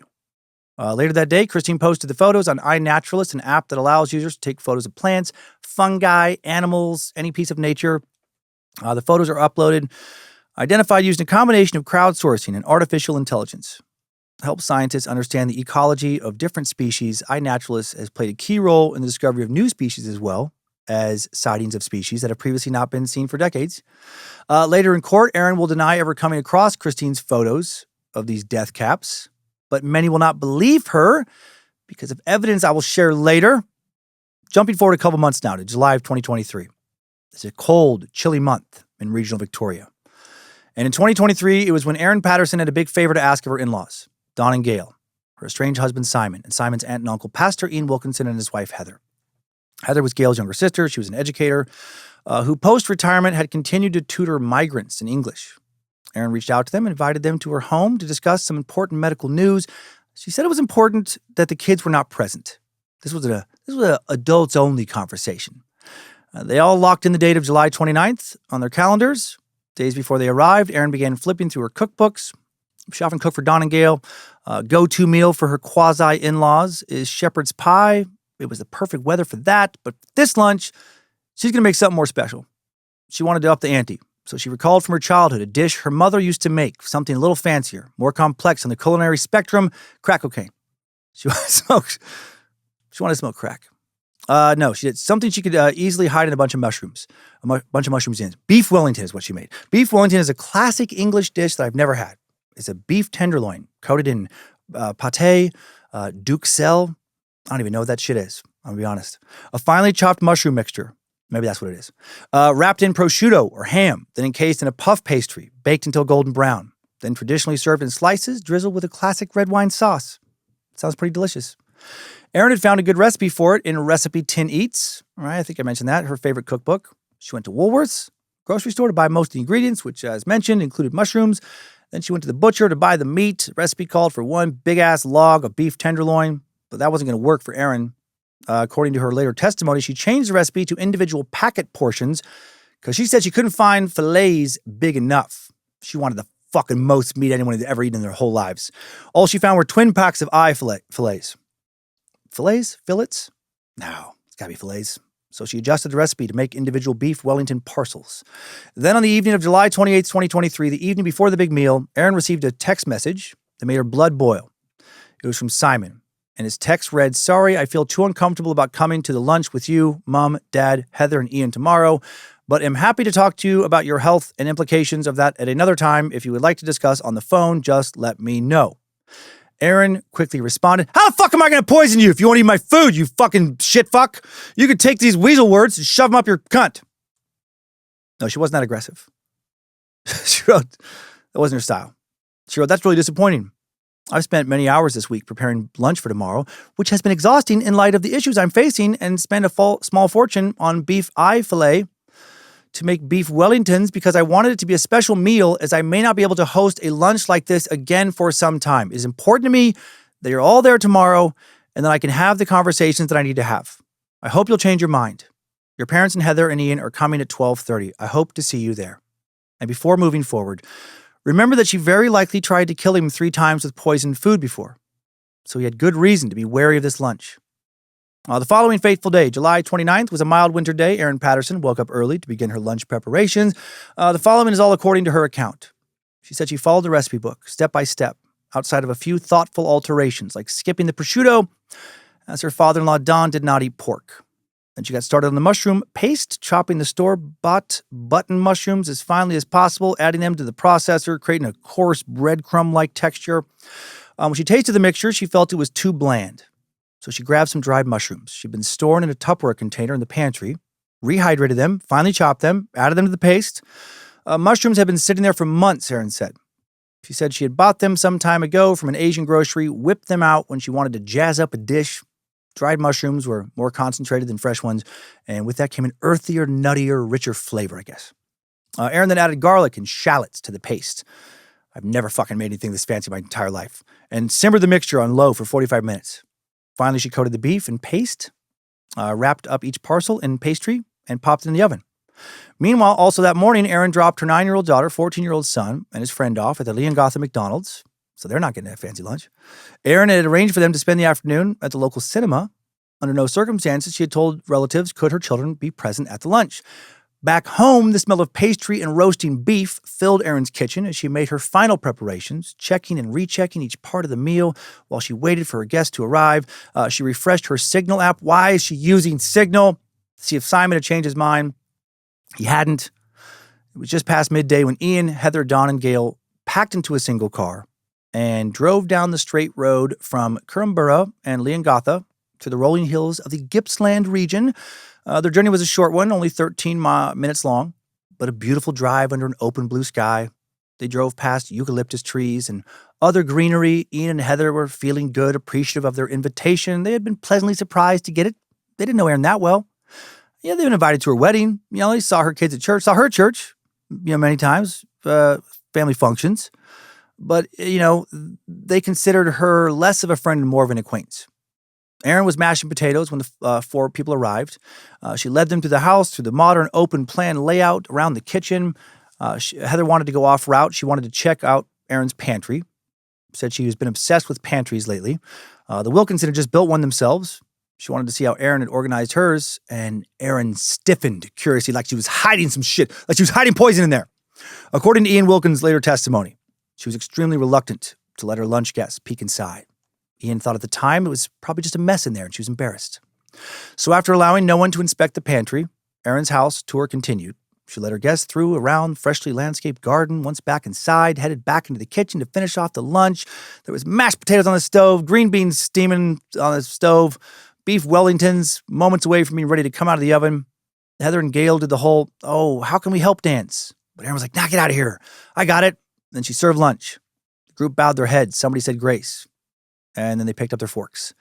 And it was a delicious meal. Everybody was impressed. Ian and Heather both cleaned their plates. Gail ate half of hers while Don not only ate his whole serving, also polished off what his wife couldn't finish. It was delicious. After lunch, they picked at a fruit platter, nibbled at some orange poppy seed cake. Then the conversation took a serious turn. From here on, we're relying on the account of Ian Wilkinson, sole survivor of this meal outside of Erin.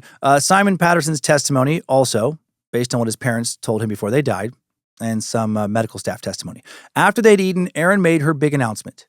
She told them that something she had wanted to discuss with them was the C word. She had recently been diagnosed with being a vengeful, murderous cunt. No, that was me tossing out a weasel word. Cancer. But it does crack me up to think that a doctor could diagnose somebody as being a cunt. She said she had a diagnostic test. There was a spot on the scan that it looked like a tumor. She told her lunch guest she was very concerned because she believed it was very serious, quite possibly life-threatening. She was anxious about telling the kids, wanted to discuss with her family best course of action for helping them understand what was happening. However, before Erin and her guests could get into the nitty-gritty of this diagnosis, somebody burst through the front door. Erin's son and his friend have come home early from the movies. Her son ran upstairs to get a textbook. He was learning about flight. He's really into rockets, like those kind of toy rockets that you can light and they do fly up in the air. I wanted to show his grandpa, Don, what he was learning because Don loved rocket-propelled gadgets and shared this passion with his grandson. And the two of them bonded over backyard science experiments. It's around 3 p.m. when Don, Gail, Heather, and Ian say their goodbyes, pile back into the same car they'd arrived in, driving off through the rural countryside back to Currumbura. Erin tidies up, but the day continues normally for all the lunch guests, feeling healthy, well-fed, happy to have spent some quality time together over a delicious meal. But then later that night, around midnight, Heather jolts out of her bed, rushes to the laundry, where she starts violently vomiting. I'm guessing by laundry, there's also a toilet there. Or she just thrown up in the washing machine. Vomiting uncontrollably. Moments later, comes down with a terrible case of diarrhea as well. Moments later, Ian joins her in the laundry. There's got to be a toilet at that place. He now is also violently ill. The couple spend the rest of the night doubled over the toilet bowl. There we go, in agony. Meanwhile, across town, unbeknownst to Heather and Ian, Don and Gail have also come down with a bout of intestinal troubles that lasted all through the night. By morning, their condition still has not improved, so they call an ambulance. They're whisked away to Currumbura Hospital. Also called their son Simon and their other kids too, just to let them know. Simon, immediately worried, drives over to his aunt and uncle's house, check on them, finds Heather in the lounge, sitting next to a, quote, spew bucket, offers to drive them to the hospital as well. And when they resist, they tell him that the hospital's not necessary, but he's like, no, you have to go. You're not good. So now Ian and Heather gather up their things, and as they're preparing to leave, Heather makes a comment that Simon will replay over and over again in his mind. She said, quote, I noticed Erin served herself food on a plate different to the plate she served them. Simon initially brushes off her comment, drives him to Currumbura Hospital, a small country hospital. The beds are full. Don and Gail already are there. The hospital staff tells Simon to take Ian and Heather to another nearby larger hospital in Leongatha, and he does. Back in the car, Heather can't stop thinking about the different plates. As they drive from one hospital to the next, brings it up again. She says, Simon, is Erin short of crockery? Simon says, I don't know, maybe. Erin doesn't have that many plates. Maybe that's the reason for the mismatched table placing. Internally, I bet he was freaking out, right? He was worried that she may have poisoned them based on details that will come out from Erin's trial. Right? He was convinced by this point that she had already tried to poison him. At 11 a.m., they arrive at Leongatha Hospital. Heather and Ian wait together in a room used to isolate patients, where they're met by Dr. Chris Webster, the on-call doctor on shift. At this point, Ian and Heather are both conscious and alert. They're clearly unwell, and they continue to vomit, but they don't seem to be fighting for their lives.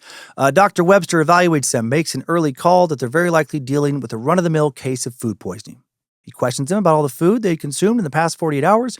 When they tell him about the beef Wellington, he's like, fucking what? Beef Wellington kills 90% of the people who eat it. No, he has follow-up questions. What was it served in? What did it taste like? Who cooked it? Meat, he said, is the most common source of food poisoning. And he seemed to think the meal was the source of their misery. Dr. Webster then took blood samples and sends them off for analysis. Now I'm thinking of the Emmanuel Lewis, the actor who played Webster. I'm thinking that's their doctor. Back at Currumborough Hospital, Don and Gail are given anti-nausea drugs hooked up to IV drips while medical staff run blood tests. According to Simon, his dad, Don, quote, was really struggling. He was lying on his side, hunched quite noticeably. His face was badly discolored. By 3 p.m. Sunday, the Pattersons' blood tests come back. The results are extremely abnormal. The situation escalates, and Don and Gail Patterson are immediately transferred to Dandenong Hospital in Melbourne, much bigger facility with more specialists and equipment that the country hospital won't have. By 8 p.m. that night, Don had already vomited or discharged his bowels around 40 times. Oh, my God. Specialists race to try and figure out why they're so sick. Next morning, the morning of July 31st, 6:30 a.m., Dr. Webster, Emmanuel Lewis, or whoever his name is, somebody, receives a phone call from a nurse updating him on how Ian and Heather had fared overnight. Not well. They still have not stopped vomiting. They still have nonstop diarrhea. However, their vital signs, heart rate, temperature, and blood pressure are all pretty stable. Intravenous fluid is being provided without complications. There were signs that they were responding well to initial treatment. But Dr. Webster tells the nurse, continue with the same care, keep them hydrated, keep them comfortable, keep me posted. Dr. Webster then heads back into work, where he receives a call from Dr. Beth Morgan, who's looking after Don and Gail. She's concerned now this is not your typical food poisoning or stomach flu situation. She said tests revealed that both Don and Gail had grossly abnormal liver function. And her take, this could be a rare case of death cap mushroom poisoning. She figured it out quick. And those words hit Dr. Webster like a freight train. If that was the case, his patients were on the precipice of an irreversible slide towards death. Everyone who ate lunch was now in serious danger, and there was one lunch guest still unaccounted for. Where is Erin Patterson? Right as he's wondering that, at 8 a.m., Erin shows up at Leongatha Hospital. She claims she's also suffering from intestinal distress. As soon as she enters the sliding hospital glass door, she loudly proclaims to a nurse, as one does in these situations, I need to go to the toilet. I have bad diarrhea. Then she runs to the bathroom. No one does that. Hello, everyone. My name is Erin Patterson. I'm also dealing with a lot of shit. So much. It's knocking on my back door right now. Oh, these pants, they're getting pooped on. If I can't make it to the toilet in time, it's almost like someone, not me, put poison in my food. She emerges from the bathroom. Dr. Chris Webster greets her. We've been expecting you, he says. And then she projectile vomits directly into his mouth. And he has never been turned on like this. And they immediately start fucking. Maybe that last stuff didn't happen. More weasel words. Dr. Webster is extremely concerned about Erin's health and well-being. If it's a death cap, she will no doubt become critically unwell, too. He looks her right in the eye and says, bitch, you're going to die. So live what little life you have left to the fullest. And now they fuck. No, he just tells her that they need to act fast. Symptoms from death cap mushroom poisoning can take 6 to 24 hours to appear. Then once they appear, symptoms may improve or go away for 1 to 2 days, given a false impression of recovery. But then the symptoms come roaring back and remain until death. Without medical intervention, over half of those who eat as little as a half cup of death cap mushroom will die. Time is of the essence.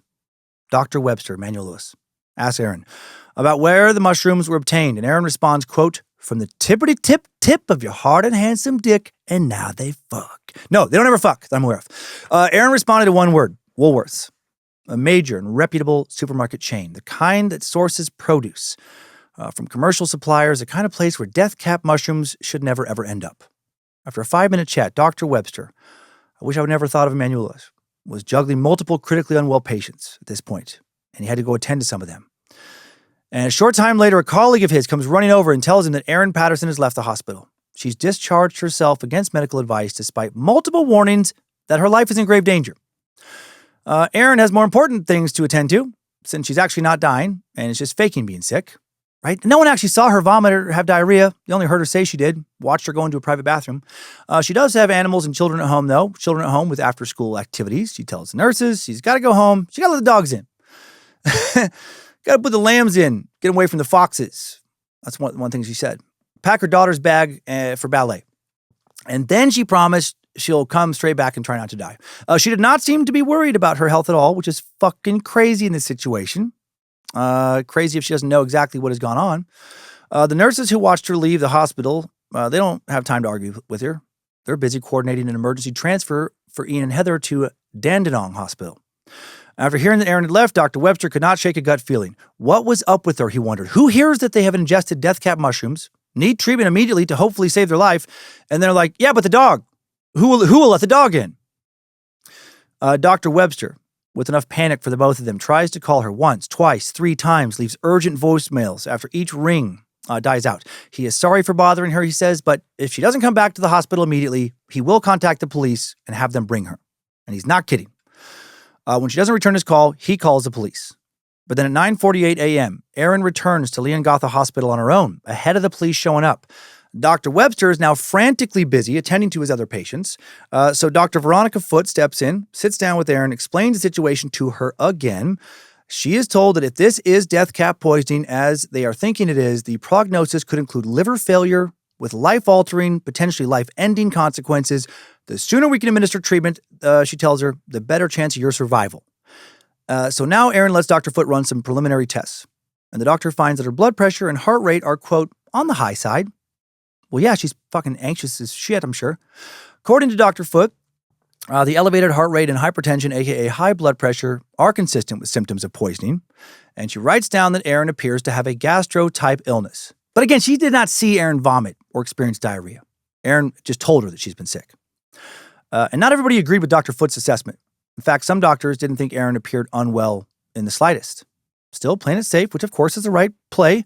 Dr. Foote told Erin that she needed to be given a round of IV fluids, antibiotics, and N-acetylcysteine, a liver treatment that could save her life. And hearing all that, Erin appears remarkably calm. She patiently asks about the treatment, how long it's going to take, whether it's absolutely necessary. She calmly waits for the test to be prepared, but then some medical staff come back with bad news. There's been a change of plans. It appears that the hospital has run out of N-acetylcysteine. So Erin will have to wait while the nurses check the rest of the stock. Maybe they'll find more. Maybe they'll have to order from another hospital. Maybe Erin will have to be transferred to another facility, and Erin doesn't seem alarmed at all by this. Then when Dr. Webster finally makes it back to talk to Erin again, he has more questions. Mostly just one question. Who else ate the beef Wellington? Erin responds that her kids ate some of the meat from the leftovers, but they don't like mushrooms, so she'd scraped off the mushrooms. Webster fucking panics. He practically shouts, Erin, where are your children now? At school, she calmly replies. And Dr. Webster tells her, well, we need to get those children to a hospital right away. And Erin, not into that idea. She has just been told that her kids had very likely been poisoned with death cap mushrooms, almost certainly fatally, unless they are brought in for immediate treatment. Remember, it does not take much to kill somebody. And she's like, they'll probably be fine. I wouldn't worry about it. Way too fucking chill. For the situation, Erin Patterson tells Dr. Webster that she doesn't want to unnecessarily scare her kids and pull them out of school. And Dr. Webster says, well, Erin, they can be scared and alive or dead. Shortly after that conversation, Dr. Webster receives a phone call from the police. They'd arrived at Erin's Leongatha home. Dr. Webster told them that Erin was back at the hospital. Then he asked the officers to collect any leftovers from the beef Wellington to test. If there were samples, they could test them, confirm what they already suspected, that death cap mushrooms had poisoned Ian and Heather Wilkinson and Don and Gail Patterson. Also tells the cops that there could be children in danger. Erin now cooperates, tells the officers where the leftovers have been thrown out. Soon after this, Nurse Cindy Monroe approaches Erin with a cannula, this metal tube, ready to insert it into her arm and begin treatment for suspected mushroom poisoning. Erin surprises her by pulling her arm back. She says, I don't want any of this. And then she gives a vague excuse about being anti-medical intervention. She's never fucking talked about that before in her life. She clearly did not anticipate hospital staff figuring out what she had done. She's panicking. Meanwhile, her pastor Ian had gotten so sick he can barely lift his head off the pillow. His wife Heather, unsteady on her feet, can barely walk.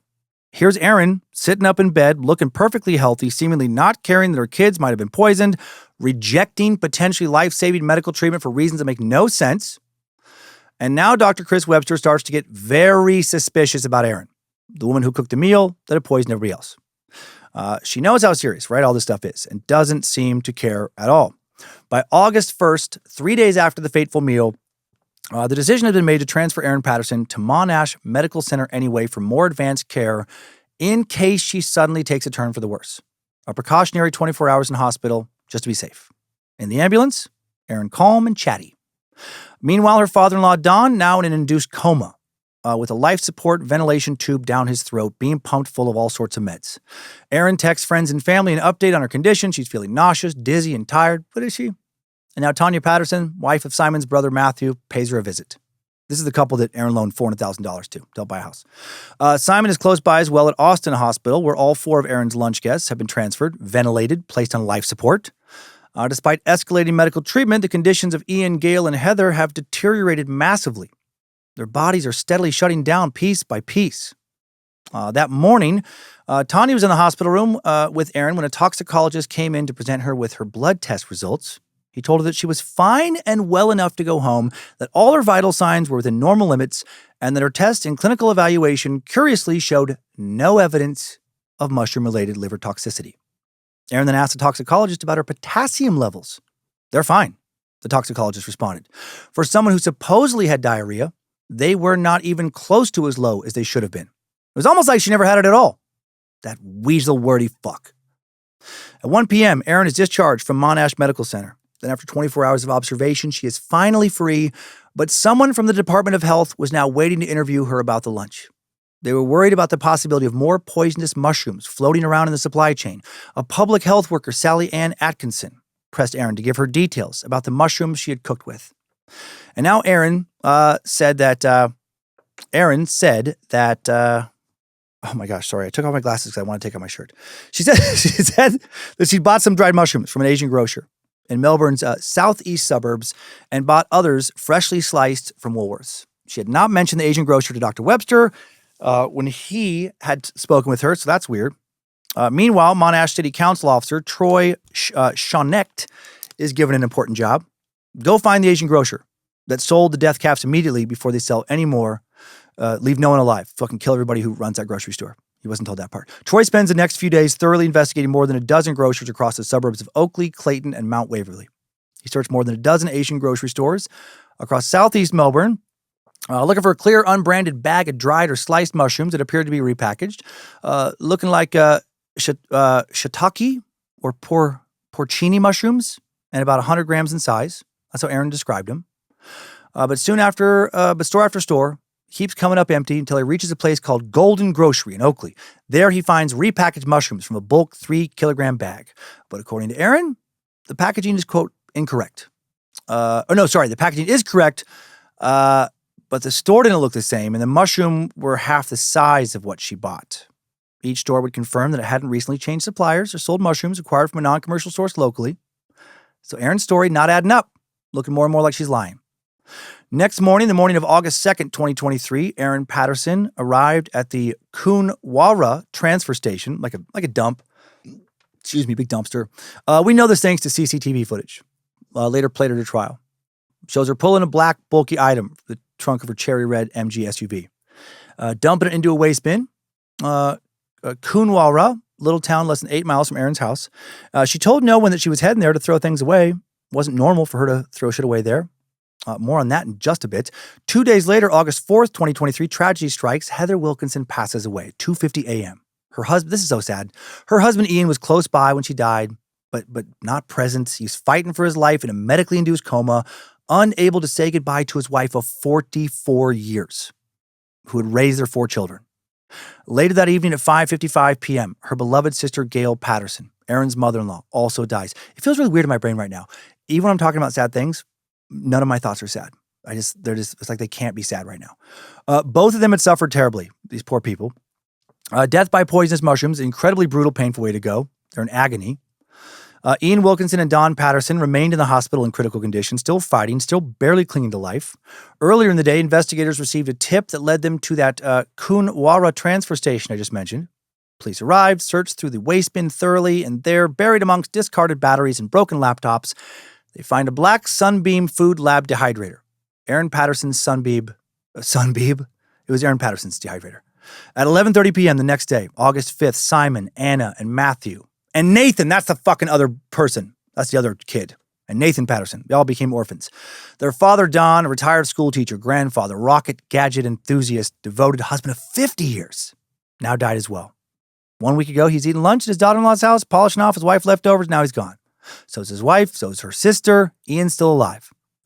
Earlier that day, a search warrant is executed at Erin's Leongatha house. Police seize a bunch of household items, including what they believed was Erin's only phone.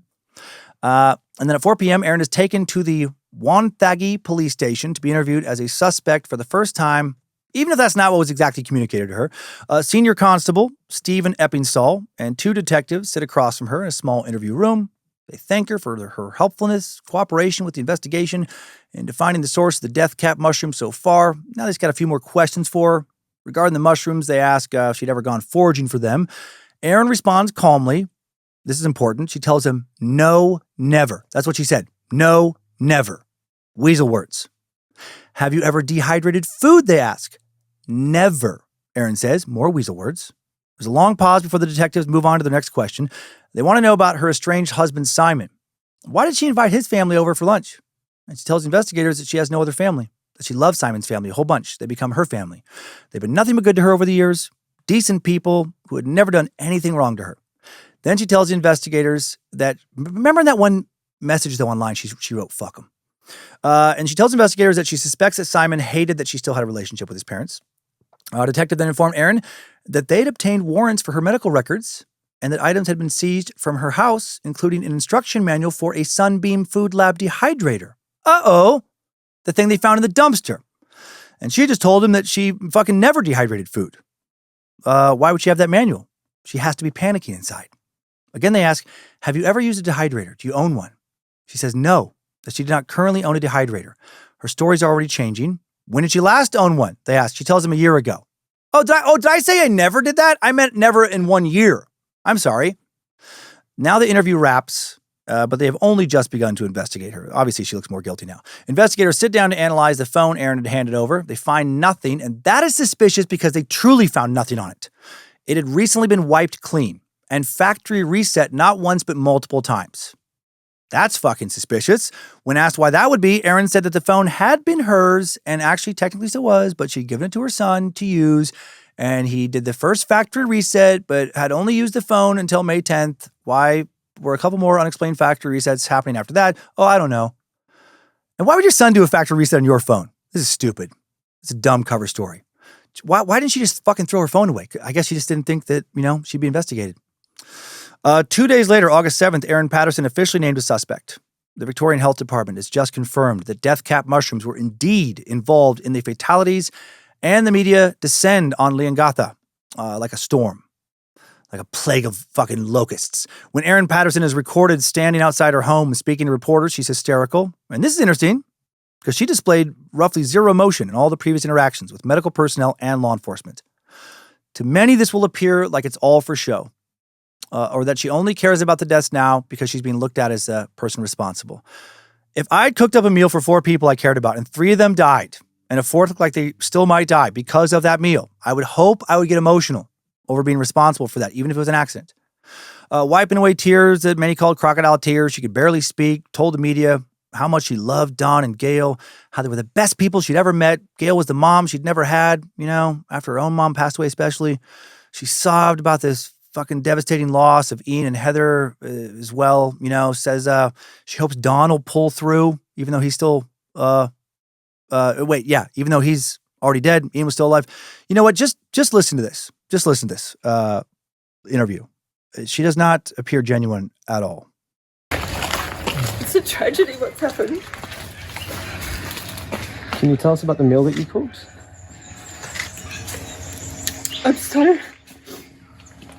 devastated by what's happened, by the loss of Don. Don is still in hospital, the loss of Ian and Heather and Gail. They were some of the best people that I've ever met.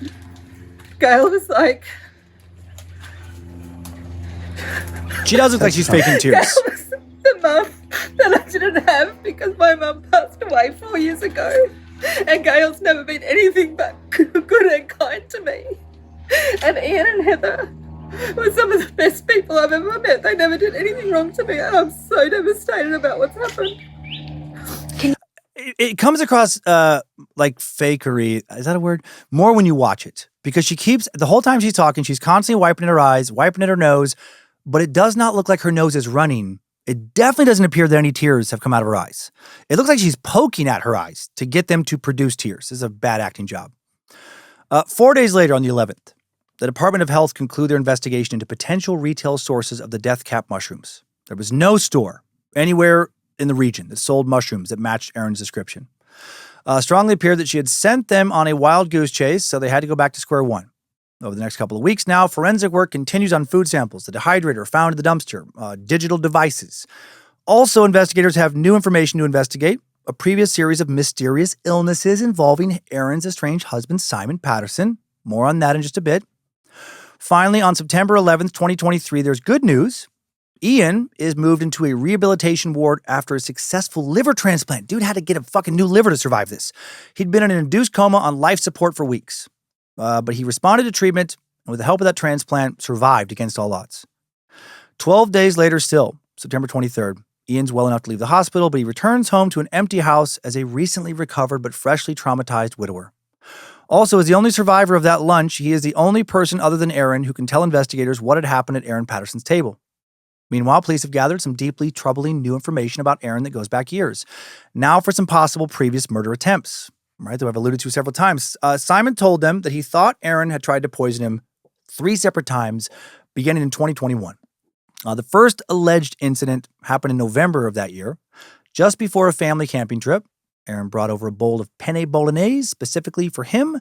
She did not eat any, he remembered, said she had made it for the children, but brought it out to him in a Tupperware container all of its own, like his portion, one separate thing. After Erin left, Simon ate the pasta before going to bed. Next morning, felt very unwell, drove to Erin's house to pick her up for a camping trip, started vomiting shortly after arriving. Vomiting continues on the drive to the campsite, so much so they can't camp as planned. Have to stay in a fucking motel. Next day, Simon's condition continues to deteriorate.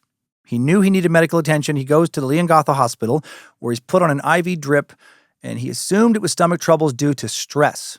But a doctor concerned about his kidneys transferred him to Monash Hospital, where he remained for 5 days. He's diagnosed with severe dehydration due to gastroenteritis. A blood test showed acute renal impairment, kidney injury with elevated creatine levels, and modestly elevated lactate.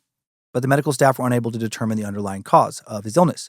He recovers, he goes home, moves on with his life. 6 months later, May of 2022, he gets sick again during another camping trip with Erin. This time, this camping trip was in the Hauqua Valley. Erin and Simon had stayed at a public campground.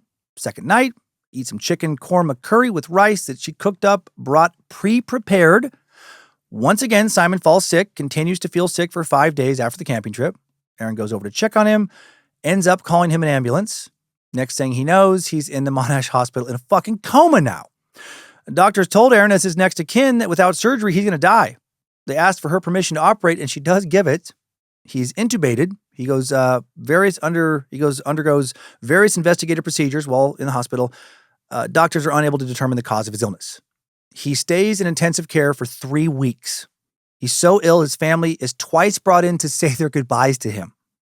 June of 2022, Ian updated his friends and family on Facebook, posting, "My family were asked to come and say goodbye to me twice. I collapsed at home, then was in an induced coma for 16 days.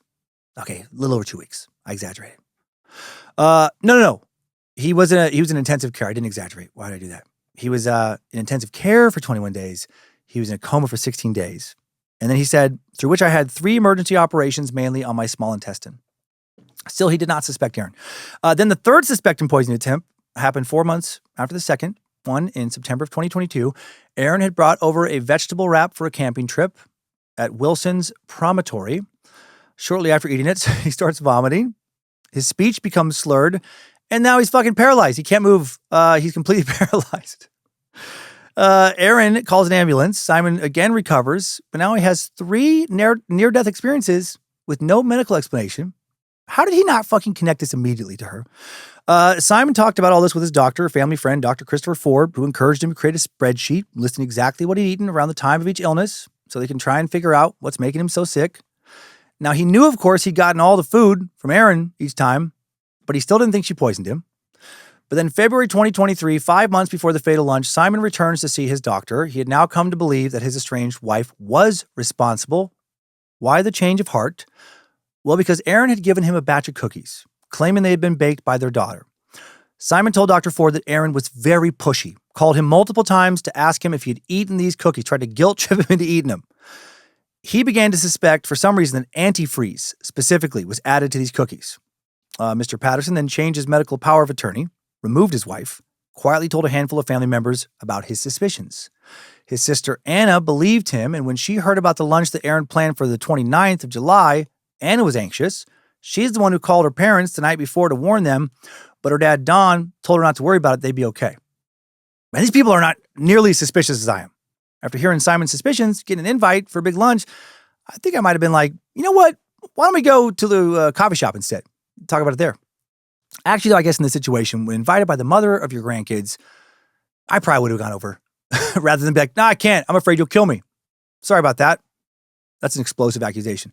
Investigators never figured out exactly what Erin had allegedly been feeding Simon, though they suspected rat poisoning again, used on at least one occasion. They thought that because they found a file on Erin's computer with info about the toxin barium carbonate. And all of that is why Simon refused to attend Erin's lunch, but he thought she was only targeting him and that his family would be safe. Erin Patterson's arrested, charged with 3 counts of murder, 1 count of attempted murder, November 2nd, 2023, little over a dozen weeks after having been named a suspect back on August 7th. Investigators had just uncovered some crucial evidence from her phone. Even though it had been wiped clean, phone records revealed that on the morning of April 28, 2023, Erin's phone had connected to some cell towers that indicated a visit to Locke, same small town where Christine McKenzie had found some death cap mushrooms grown under some oak trees. This, in addition to all the other evidence they had gathered, had left them feeling like their case against Erin was pretty sturdy, but not a slam dunk. Prosecutors still can't directly connect the dots between Simon's illnesses and the deadly lunch. There was not enough evidence to convince a jury that Erin had tried to kill him on those occasions. Victorian Supreme Court Justice Christopher Beale ruled that the charges should be heard in a separate trial to prevent jurors from misusing or overvaluing the evidence in relation to Simon. This separate trial will never happen, though, because of not enough evidence to bring charges. For this trial, this means that the jury will never hear about the pasta, the curry, the wrap, that the prosecution had to work harder to build their case around a woman who on paper appeared to be a devoted mother who loaned her in-laws hundreds of thousands of dollars. In one of Australia's smallest courtrooms, the biggest trial in the country's recent history began April 29th, 2025. My mouth isn't that numb anymore. She's been incarcerated for over 600 days while she's waited for her trial to begin. But I'm going to do more at the end of the timeline. So I'm going to fucking roller coaster right back up. Now, 7 different documentary teams and crowds of true crime fanatics descended on the 14,000-ish person town of Morwell. Some of them camping out all night in sleeping bags to reserve their spot in a public gallery to watch the trial of Erin Patterson in person. The entire nation of Australia will be gripped by the case, a seemingly average white woman, financially stable, a mother, a quote, church person, with no obvious motive that matched the horror of the crime she was accused of. Reduced to its simplest form, the jury had to decide whether some beef Wellington cooked in Erin's kitchen represented a terrible accident, a foraging mistake, or cold-blooded murder and the ultimate act of betrayal. The trial lasted 31 days. It focused on the 4 main pillars of the case. 1, the source of the mushrooms. 2, Erin's behavior after the hospital, including a food dehydrator dump and a phone reset. 3, the cancer lure. And 4, weasel words. No, the mystery of why Erin did not get sick. Starting with the mushrooms, where on earth did Erin get them? Taking the stand, she explained she began to forage during the COVID pandemic. Remember, she fucking initially was like, I've never foraged. She spoke of how she had long been a mushroom lover, had developed a taste for wild fungi varieties that have more flavor, foraging at botanical gardens, a nearby rail trail on her own property, mainly picking field mushrooms and activities she shared with her. Everyone's foraging. She shared with the kids. All that, again, from the lady who originally claimed that she had never done that, never had a dehydrator. Erin explained that her love for mushrooms led her to buy a food dehydrator in April of 2023. Spoke about how wild mushrooms had a small season. She wanted to preserve them for later use. So how did preserved lethal fungi end up in a meal? Well, she stuck by her earlier statements, kind of. She said she used fresh mushrooms purchased from a supermarket and dried mushrooms bought months earlier from an Asian grocery store in Melbourne. She said she made a huge mistake that she had stored the store-bought dried mushrooms from the Asian grocery in the same container as the foraged, dehydrated mushrooms she had got. But this so-called innocent mix-up theory was thrown into serious doubt by the digital footprint she left behind. The old digital footprint, right? Makes it so much harder to get away with this shit now. So much easier back on my dad's day. Evidence showed that on May 28th, 2022, a computer in Erin Patterson's home had accessed the iNaturalist website. And the user, whoever they were, probably a stranger who broke into her home to do a bit of online mushroom research, they didn't just stumble upon a link. They explicitly typed the word iNaturalist into a search bar, then navigated to a worldwide map specifically built to track sightings of death cap mushrooms. Dun, dun, dun. And on iNaturalist, there were two specific posts uploaded regarding death cap sightings in Erin's area. On April 18th, there was the post by Christine McKenzie that we went over earlier in the timeline, discovered them in Locke. On May 21st, fungi expert Dr. Thomas May uploaded a post identifying death caps in the tiny, less than 300 people hamlet of Outrim, a 20-minute drive from Locke. The post provided specific coordinates for Nielsen Street, about a 15-minute drive from Erin's house. Prosecutors used cell phone records to see if Erin had been to these locations. When these mushrooms would have been around. Dr. Matthew Sorrell, a digital forensics expert, he was like, oh, fuck yeah, dude. He analyzed Erin's phone connections to regional base stations. Suggested it was very possible Erin had visited and stayed in Outrim between 11:24 a.m., 11:49 a.m., May 22nd, 2023, 9 weeks for the poisonings. Also agreed there was potential for the phone to have been stationary on a visit to Locke for about 45 minutes on the morning of April 28th, 2023. However, the defense argued that the prosecution had not proven that Erin had actually traveled to the specific areas where the death cap mushrooms grew, that cell tower data was not definitively able to place her exactly where the mushrooms were found, and that no data showed that there were still enough death caps available to harvest, even if she'd been there. But still, this all looks bad. Her cell phone, her weirdly restored to factory setting cell phone, looked like it was in the areas where the death cap mushrooms were growing. Mushrooms someone used her computer to search for, and this certainly did not help her case, especially after she's been proven to be a liar. Next, the jury hears from Dr. Tom May, the world-renowned expert in fungi, and the guy who uploaded that second post I mentioned. He testified about some photos. Between April 28th and May 4th, 2023, Erin had photographed foraged mushrooms on the trays of a dehydrator. The images were found by investigators on a Samsung tablet, later seized from her home. Dr. May told the jury those images were, quote, consistent with death cap mushrooms to a high degree of confidence. That really fucking doesn't help her case when combined with everything else. And then the lone poisoning survivor, Pastor Ian Wilkinson, takes a stand. That poor bastard. He described his relationship with Erin prior to the fateful lunch as friendly and amicable, that they were more like acquaintances than friends, that he and his wife Heather were surprised by their invitation. They didn't really understand why they'd been invited, but they accepted, graciously anyway. They're nice people. Ian said that Erin announced to everyone that she believed she had cancer and that she believed it was very serious, as in life-threatening. Erin's estranged husband, Simon, will testify and confirm that. He said that Don, his dad, told him after the lunch that Erin was expecting to undergo chemotherapy. But, big problem, Erin doesn't have cancer. Never did. No doctor had ever told her that. Prosecutor Nanette Rogers, who seems cool as shit, by the way, put forth that the cancer announcement was nothing more than a sick, manipulative lure, bunch of weasel words to trick her victims into coming to the table under the pretense of important news and how to tell her kids about the illness, a tactic that also ensured the kids would not be present at the meal. During cross-examination, Erin denied telling her lunch guests that she had terminal cancer. Ian, fucking nice Pastor Ian's the liar, I guess. She admitted to leading them to believe that she might need treatment in the next couple weeks or months regarding a vague issue where she thought maybe she might have had ovarian cancer. Why the fuck would you tell them that? She said that was a ruse for something else altogether, and the plot thickens now. Erin's defense team, led by Colin Mandy, senior counsel, said yes, Erin had lied about the cancer diagnosis, but only because she was about to undergo a gastric bypass to lose weight and was embarrassed to tell them the truth. So why would she need to talk to them about that? Because she needed to know that they would have, that she would have her family support with the kids if something happened on the operating table. According to Erin, she had booked an appointment for an assessment for gastric bypass at Melbourne's clinic, the Einrich Cosmetic Clinic, or at a Melbourne clinic, I'm sure there's a bunch of them, in early September 2023, and she fucked herself with this story.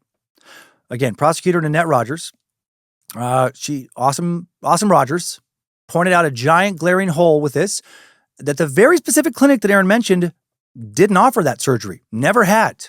Didn't offer assessments or consultations for a surgery they did not give.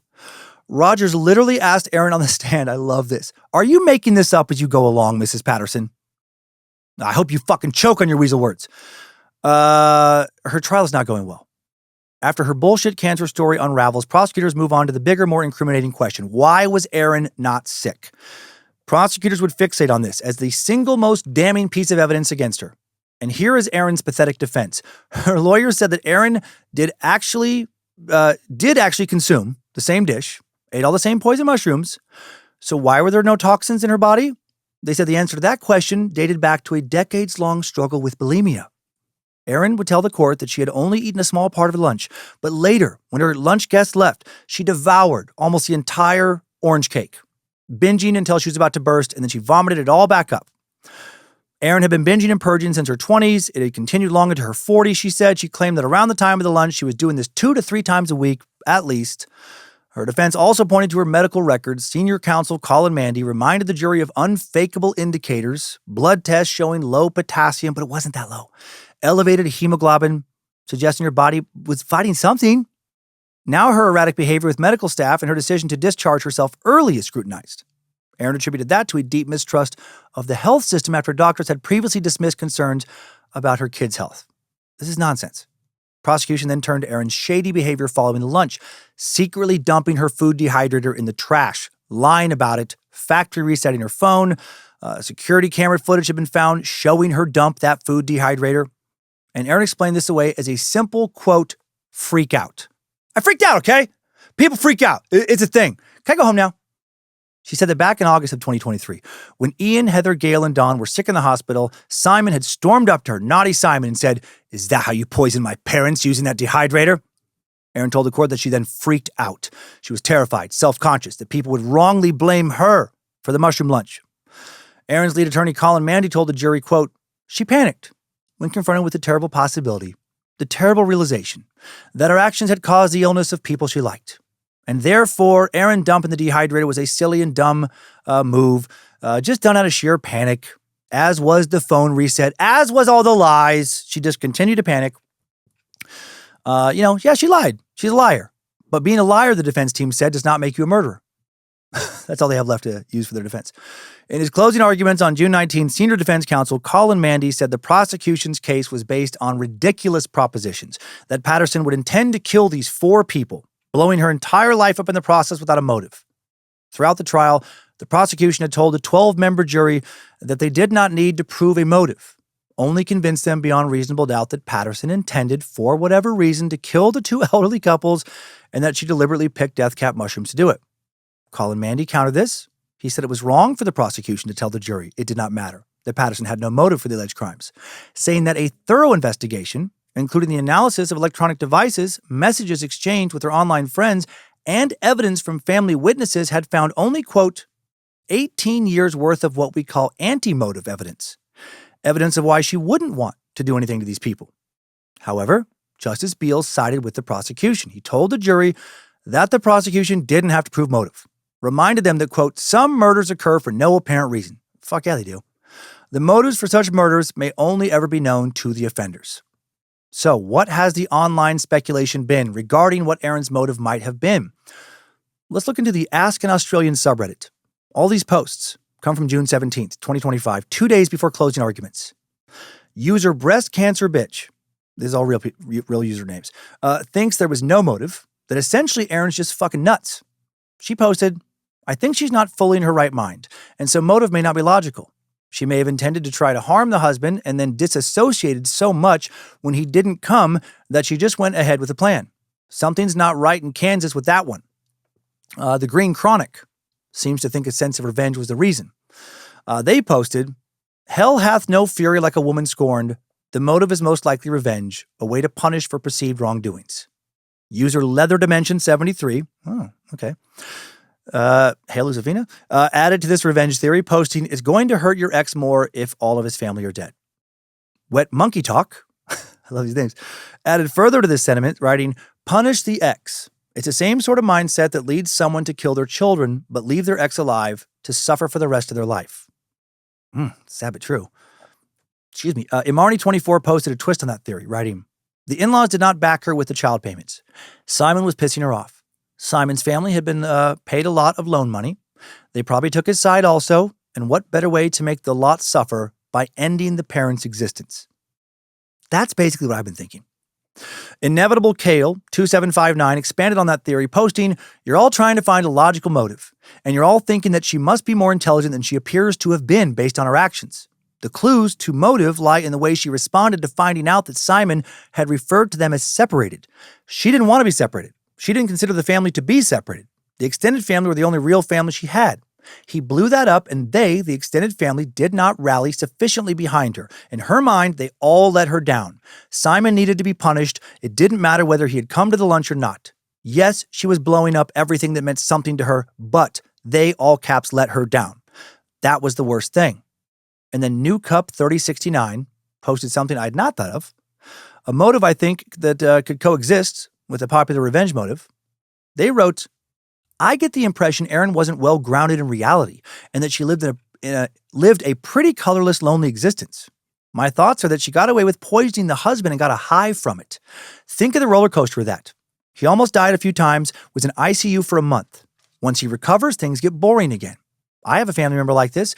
Will stir up serious dramas, suing people, fights with neighbors, etc., because it gives their colorless life some excitement and attention from people that aren't usually bothered with them. She probably didn't mean to kill them. I think if she had, she would have been much better prepared. I think her little game of playing God just got out of hand." Mouse Emotional 813 replied with something else I agree with, writing, "I think she meant to kill them. She'd been unsuccessful the first couple of times with Simon, so she knew how much to use this time. Totally agree with the rest of what you said, though.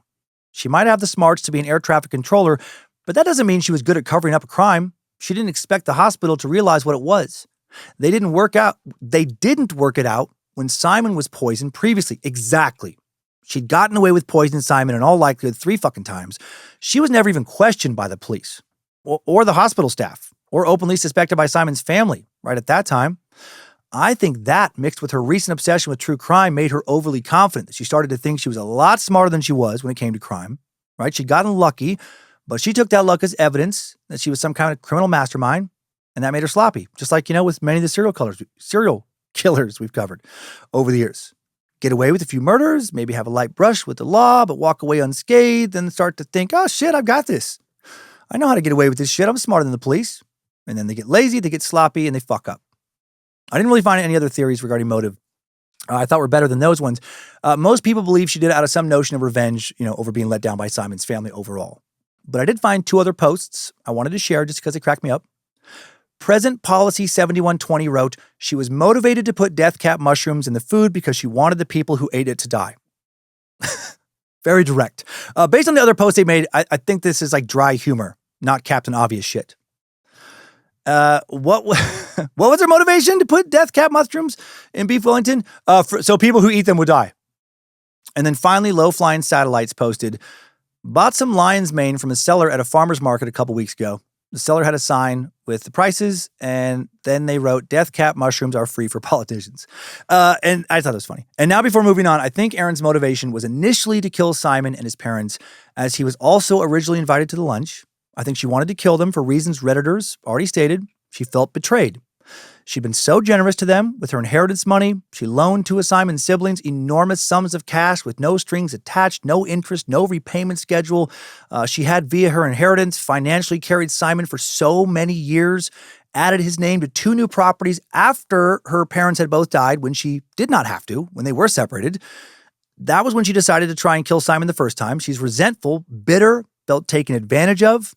Then when Simon filed his tax return as being single, when he then started to refuse to pay more than $40 a month in child support for 2 kids, which is so gross, and his parents would not take her side in this dispute over this, I think that's when she decided to kill Simon and his parents because she felt betrayed by them all. I think she went through with it when Simon backed out because it would not only still punish Simon, but it would also punish his siblings. I imagine speculating here that she felt like they were all a bunch of opportunistic leeches, parasites, happy to take her money, but not reciprocate that generosity and stand up for her against Simon. I think she thought no one would be able to figure out that she had used death cap mushrooms and that she would get away with it, maybe try and poison Simon again later. And I think she poisoned Ian and Heather Wilkinson to deflect suspicion away from her, make it not look like a targeted attack specifically on the Patterson family, hide her motive a little better. And perhaps they had also, at least in her deranged mind, sided with the Patterson family, not stood up for her regarding Simon, financially taking advantage of her. She felt maybe they deserved death for that as well, right? Doesn't have to be totally logical. After 9 weeks of testimony, 6 days of deliberation, July 7th, 2025, the jury reaches their verdict. The courtroom fell silent as Erin Patterson sat motionless, her hands neatly folded in her lap, her face completely still. Guilty, guilty, guilty, guilty. The jury's foreperson read in quick succession. Erin Patterson found guilty of 3 counts of murder, 1 count of attempted murder. She doesn't flinch, shows zero visible reaction, not all the tears she shared in that interview. Looks straight at the jury, her face unreadable. It's all over within minutes. Patterson's lawyers, led by Colin Mandy, leave the courtroom without making a comment. There were no members of the Wilkinson or Patterson families in the courtroom to hear the verdict. Just one unnamed friend of Erin's who quietly wiped away some tears, maybe also mumbled weasel words. Outside of the courthouse, the nation exhaled. The trial had gripped Australia for months. It's now over. News cameras broadcast the verdict live. Social media explodes. True crime forums dissect every detail of this case. Justice Christopher Beale sets a sentencing hearing for Monday, September 8th, 2025. At the sentencing hearing, he rules that Erin's crimes fell into the worst category of offending. The only thing that saved Erin from life without the possibility of parole was one factor: the brutal conditions of her confinement and the impact of what would likely be decades of isolation in the maximum security Gordon unit of the Dame Phyllis Frost Detention Center. A letter from Ophelia Holloway of Doug and George solicitors, dated August 18, 2025, outlined those conditions. Erin had been held there for the last 15 months.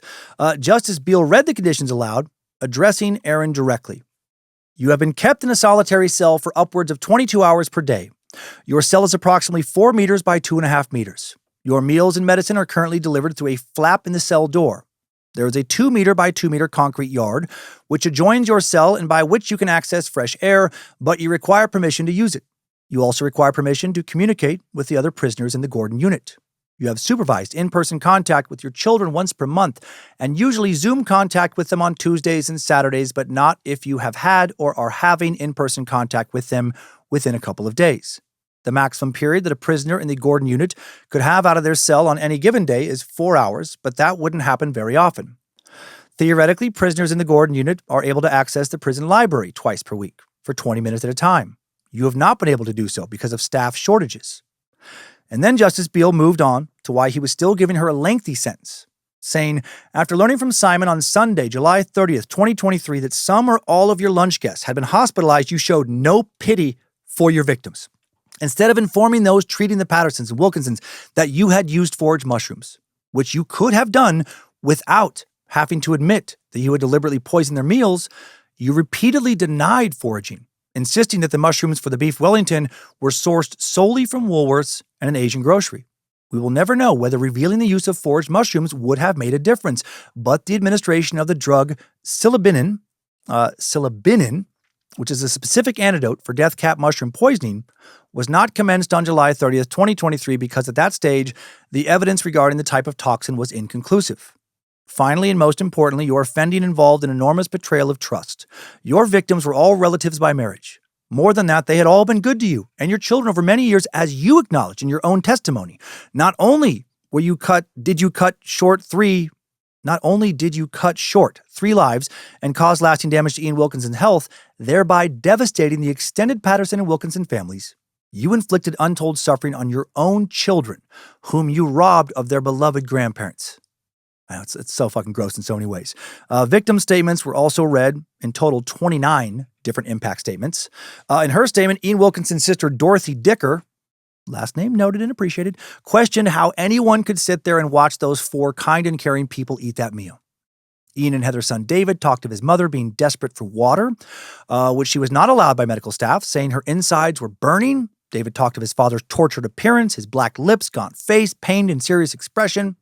In his victim statement, Pastor Wilkinson offered Erin forgiveness for what she did to him. He said, quote, "In regards to the many harms done to me, I make an offer of forgiveness to Erin. I say harms done to me advisedly. I have no power or responsibility to forgive harms done to others. However, I encourage Erin to receive my offer of forgiveness for those harms done to me with full confession and repentance. I bear her no ill will." Man, a true Christian. That is very impressive. In commenting on the unprecedented coverage of your case, Pastor Wilkinson also said, "It's one of the distressing shortcomings of our society that so much attention is showered on those who do evil and so little on those who do good." Well, that's true. The victim impact statements made it crystal clear. Dawn, Heather, Gail, and Ian, each and every one of them over many years, gave themselves generously and made lasting contributions to many, many lives. In Ian's case, continues to make. They were good, kind, honest people, and they treated Erin as one of their own. In his statement, Matthew Patterson, Erin's brother-in-law, again whom she loaned $400,000 to, said, "Erin was embraced as part of the Patterson family. She was welcomed and treated with genuine love and respect in a way she did not appear to experience from her own family. Her actions represent a profound and devastating betrayal of the trust and love extended to her." Taking everything into account, Justice Beal handed down the sentence: life in prison for each murder count, 25 years for the attempted murder charge, and a non-parole period of 33 years. And what all that means is that Erin Patterson, 50 years old at her time of sentencing, will be 82 before she's eligible for release. And now one more thing before leaving the timeline. On September 18th of last year, 10 days after Erin's sentencing, the Dr. Chris Webster, who called the police to have them bring Erin to the hospital when he worried that she too had ingested toxic mushrooms, was legally disciplined for telling a BBC reporter that Erin was a, quote, disturbed sociopathic nutbag. He was ordered to undergo monitoring and ethical education for a minimum of 8 hours, focusing on addressing professional communication and patient privacy and confidentiality. Some Australians called for him to lose his medical license. Others applauded his honesty. I'm going to be one of those people. I mean, her murder trial was public, not private. His comments came after she was found guilty of 3 murders. I do understand the importance of patient privacy, but also I hope his business picked up following that comment. I respect his professional opinion that she is, in fact, a disturbed sociopathic nutbag. And now I'm going to get out of this timeline. But before you hear me next, I'm going to be fucking pumped up again. I'm going to have taken the rest, and I am glad. I mean, Lindsay wouldn't have let me do more anyway, but I am glad I measured it out and only took a certain amount, because if I had more, I'd want to do even more. And now I'm going to push this button. Good job, soldier. You made it back. Barely.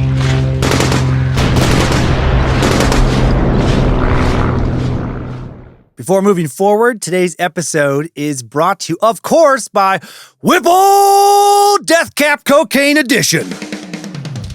Whipple Death Cap Cocaine Edition is 50% pure, uncut Colombian nose candy. 5% Death Cap mushroom shavings, because nothing makes you feel more alive than worrying you could die at any second. Whipple Death Cap Cocaine Edition also has 45% of the fucking ketamine I'm supposed to be on, goddammit. Where's my fucking disassociative horse tranquilizer? And Whipple has anywhere from 1% to 200% of the following: meth, PCP, gorilla adrenaline secretions, sweat mopped off the floor of the Metrics World's Strongest Man competition, tiger piss, gunpowder, David Goggins pubic hair. Fuck you, fuck your family, and drink Whipple Death Cap Cocaine Edition. Now available in the following flavors: Rick James, Charlie Sheen, and your mom's nipples. A proud subsidiary of Bear Evil Incorporated. Clearly I'm feeling good again. The Erin Patterson trial, one of the most significant, widely covered criminal cases in recent Australian history. The media likened the public fixation to the frenzy that surrounded poor Lindy Chamberlain in the 1980s. We did a short suck about her. That woman found guilty of murder, eventually cleared after authorities determined a dingo did in fact take her baby. Even before it went to trial, the case of Erin Patterson inspired a TV special, silver screen drama series, bevy of podcasts, several documentaries, a handful of books have been published since. Why? In part, I think, because there's a lot of mystery around it. There's so much we still don't know about Erin Patterson. She's never admitted intentionally poisoning her in-laws, has never admitted to trying to kill Simon either. So strange that she would be so close with these people, so incredibly generous to the Patterson family over many years, and then after so many years of being in an on-again, off-again relationship with Simon, snap over a child support situation, or about him listing himself as separated on a tax form. I guess those were the straws. One of those was the straws. My lips are so fucking numb. But not even that really explains it, because it seems she tried to kill Simon for the first time back in 2021, year before he ticked separated instead of married, on his 2022 tax return before the child support debacle. The more you study this case, the more confusing it gets. A lot of people have found Erin fucking weird over the years, even disturbed. But there was no history of violence. No one ever seemed to be scared of her. No one has come forward with allegations that she might have tried to poison anybody before she allegedly poisoned Simon. That's where I think the real fascination from this case stems from. Almost all of us have relatives or family, friends, or exes who are not our favorite people. People who remain in our lives out of some sense of obligation rather than out of genuine love for their company.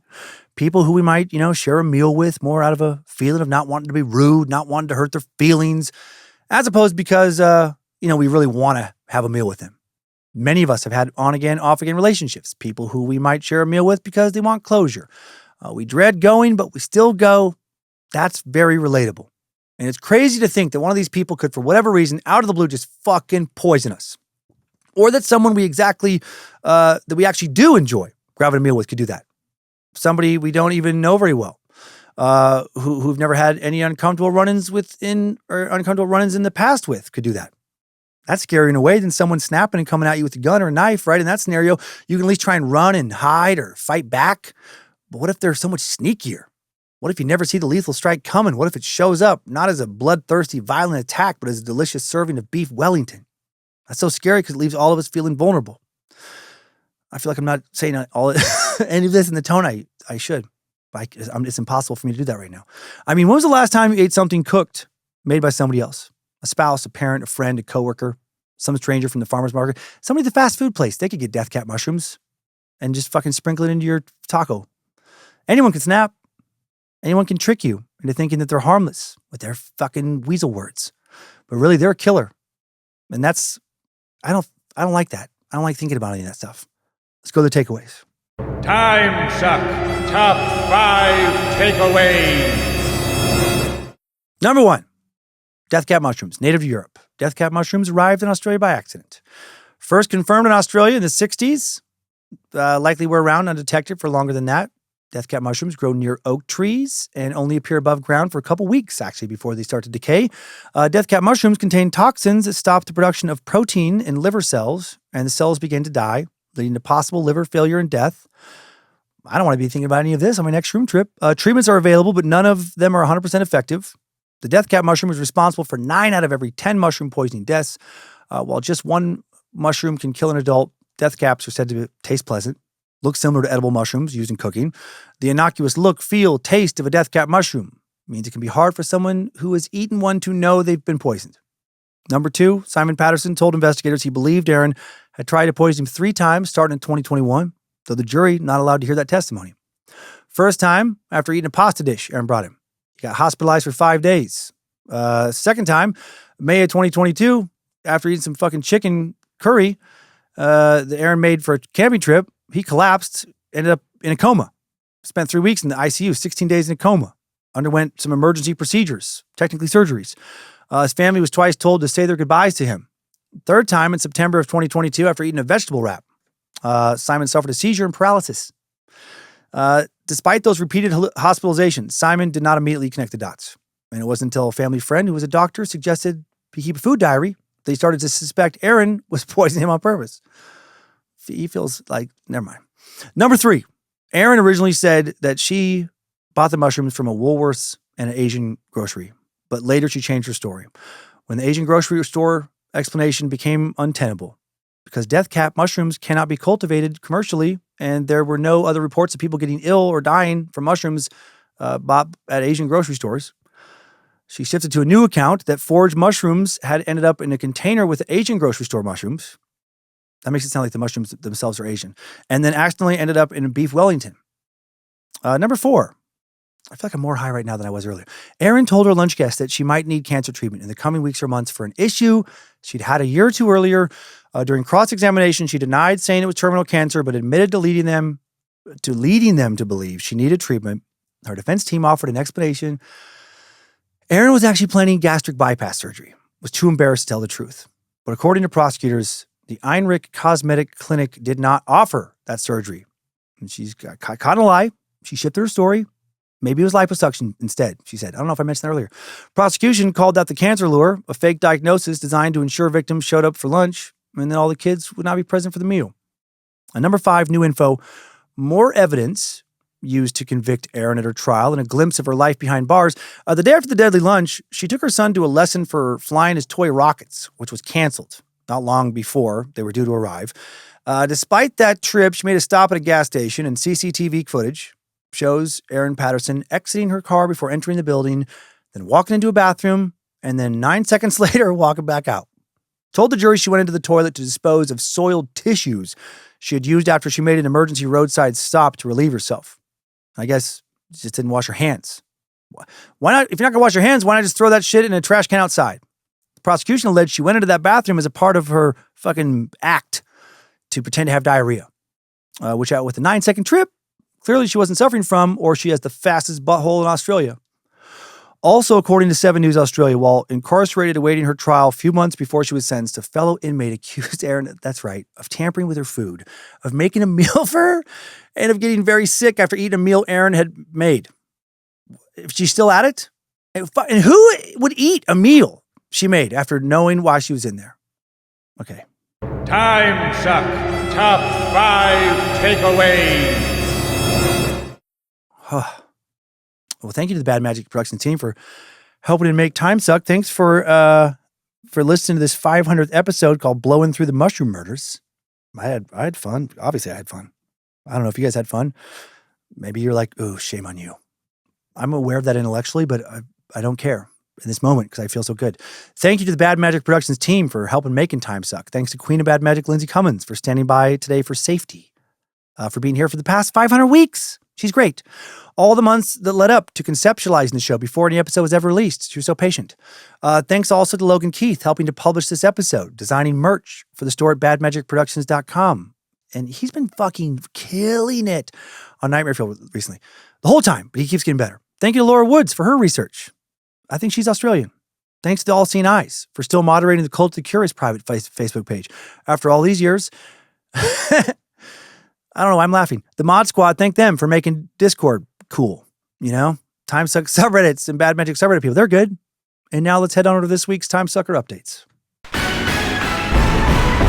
Updates? Get your Timesucker updates. Oh my God, I just remembered the last fucking update is going to be, not that the other ones aren't good, but the last one, I hope it's going to blow your mind. It blew my mind. First up, Tennessee sucker Griffin Smith sent an email to bojangles@timesuckpodcast.com with a subject line of Johnson City mini suck. I've gotten so many messages about the Johnson City suck. Hello, Master Sucker. I hope you and your team are doing well in Nimrod Totally Suck Dungeon. I am. I currently live in Chicago right now for school, but I'm from Knoxville. So I couldn't pass up the chance to listen to an episode that took place so close to my hometown. I'm glad you enjoyed the pronunciation of Cock County. If you think that's funny, just remember that Cock County High School are the Fighting Cocks. At least their girls team don't use that name from what I can tell. Attached is a photo evidence, so you might gaze and wonder upon it. Yes, I did. However, this is not the only county you would enjoy in East Tennessee, for Blount County is not pronounced like blouse or blount, but like blunt. I'm not yanking your chain or your cock. Furthermore, so it's Blount County. Furthermore, Maryville is pronounced like Murrayville. Yes, it's strange. Anyways, I always love your stuff, and I think you're pretty rad. Thanks. Well, hopefully, don't fucking do what I'm doing right now, though. If you somehow do decide to read this on air, please give a shout out to my longtime girlfriend, Abby. She introduced me to your podcast. I'm thankful she did. Keep sucking cocks and blunts. Griffin. Thank you, Griffin. The suckage of cocks and blunts will continue as Nimrod allows it. It does crack me up when schools refuse to change their mascot. Excuse me. When the lingo changes and suddenly it makes their mascot, a little risque. I can only imagine what unofficial school songs and unofficial merch the Fighting Cocks have had over the years. Same for the blunts. And Abby, thank you. Appreciate you spreading the suck. Hope Lucifina blesses you both with tons of genital fun. Don't do coke. Next up, a sweet message from a sweet sucker, Stephanie Ingram, who wrote in with a subject line of requested shit story. Hello, beautiful souls of bad magic. I just finished the night caller and you asked for shit stories. I graduated from high school in 2006. Well, look at you, young child. My principal was just a pretentious stick in the mud douchebag. He gave off kid dealer vibes and drove this Mini Cooper that was always parked right outside the main office. I wish I could take credit, but someone in my graduating class decided a senior prank would be to shit on the hood of his car. All the seniors loved it. I hadn't thought about that in many, many years. Allegedly, it's become an urban legend in town. Certainly better than the person who put cooking oil down the breezeway, forcing everyone to walk to class in the rain for a few days. I also wanted to share with you how much your shows mean to me. Like pretty much everyone in the world, fuck am I going through it? Your shows are the glimmer of hope that helps me carry on. Gives me something to look forward to, as right now there's not much else to be excited about. Nightmare Fuel is my favorite thing ever. Fuck, I wish these were movies. That's them writing this, not me. But I do too. I want you and Mike Flanagan to collab on a show or a movie or something. Oh my God, I would lose my fucking mind. Anywho, I always forget when it's Nightmare Fuel week, and then I have a wonderful, exciting surprise when I realize there's a new episode. I have a whole routine, noise cancellation headphones, in a recliner, in a shed, in my backyard smoking weed. I tend to listen to all the shows while I'm out there, but scared to death, and especially Nightmare Fuel, must be listened to out there. One of the recent episodes really got under my skin and scared the hell out of me. I loved it. Creeper Extraordinaire.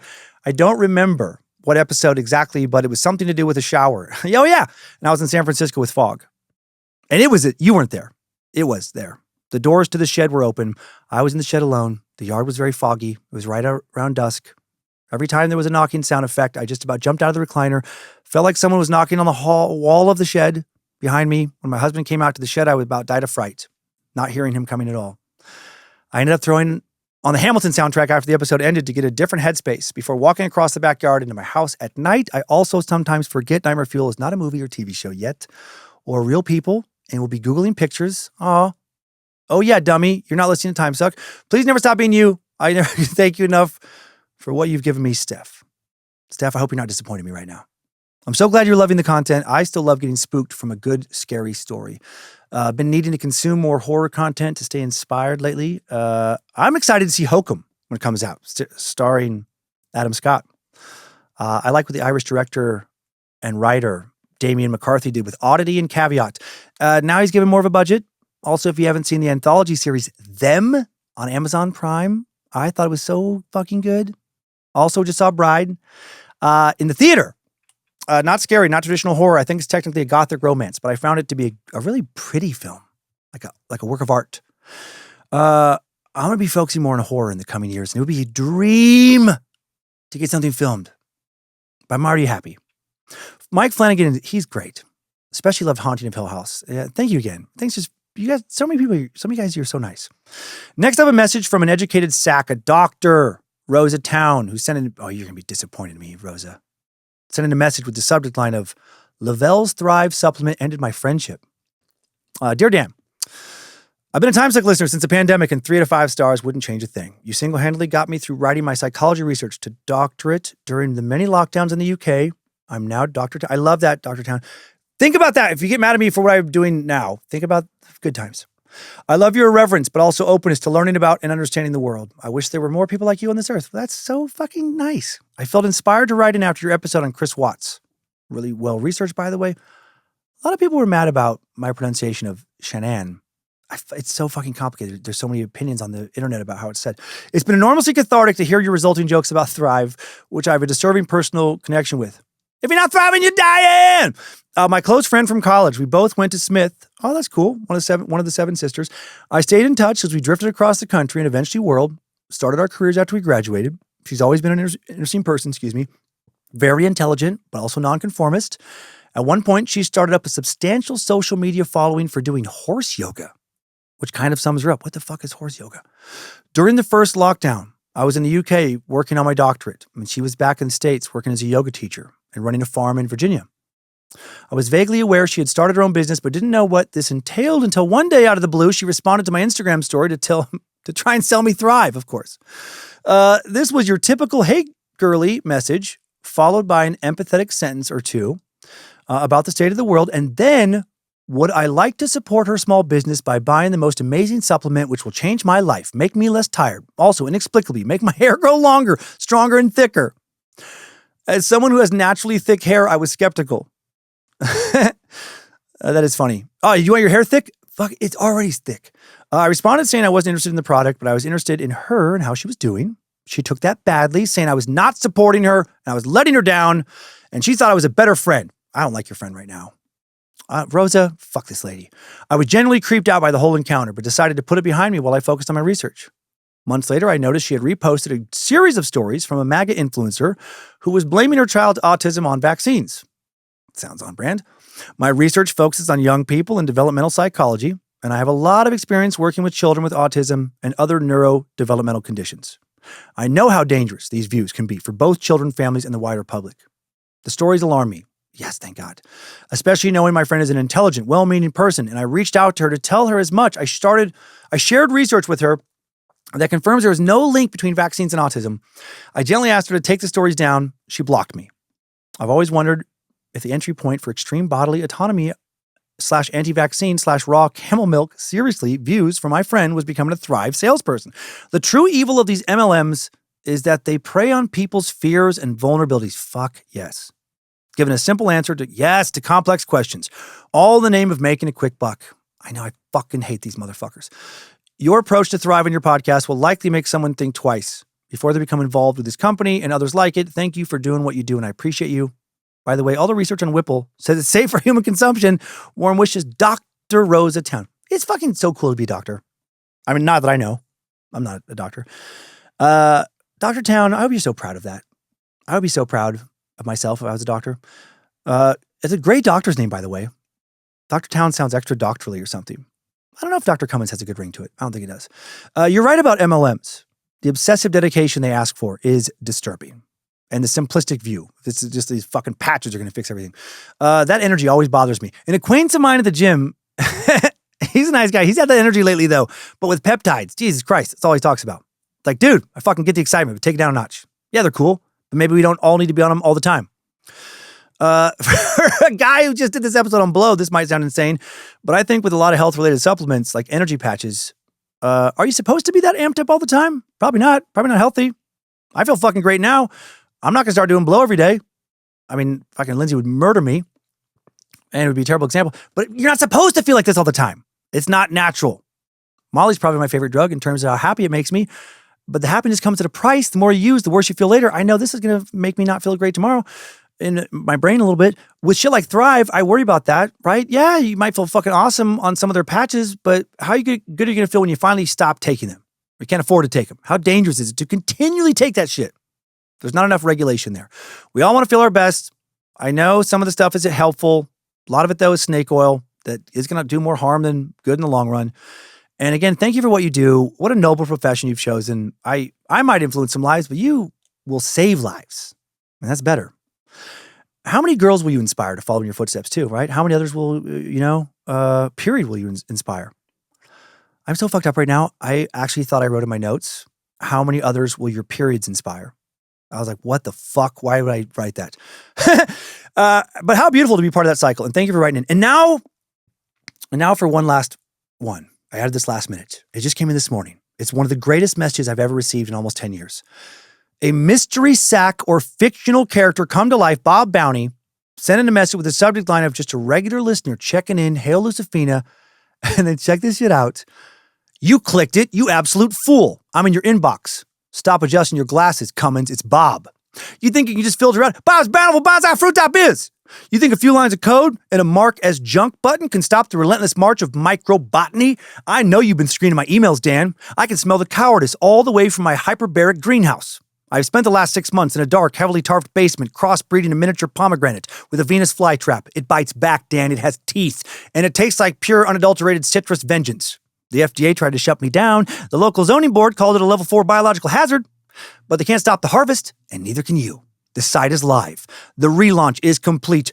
Bob's Bountiful Bonsai Fruit.biz has been completely rebuilt from the ground up on a server hosted in a country that doesn't have extradition laws regarding experimental agriculture.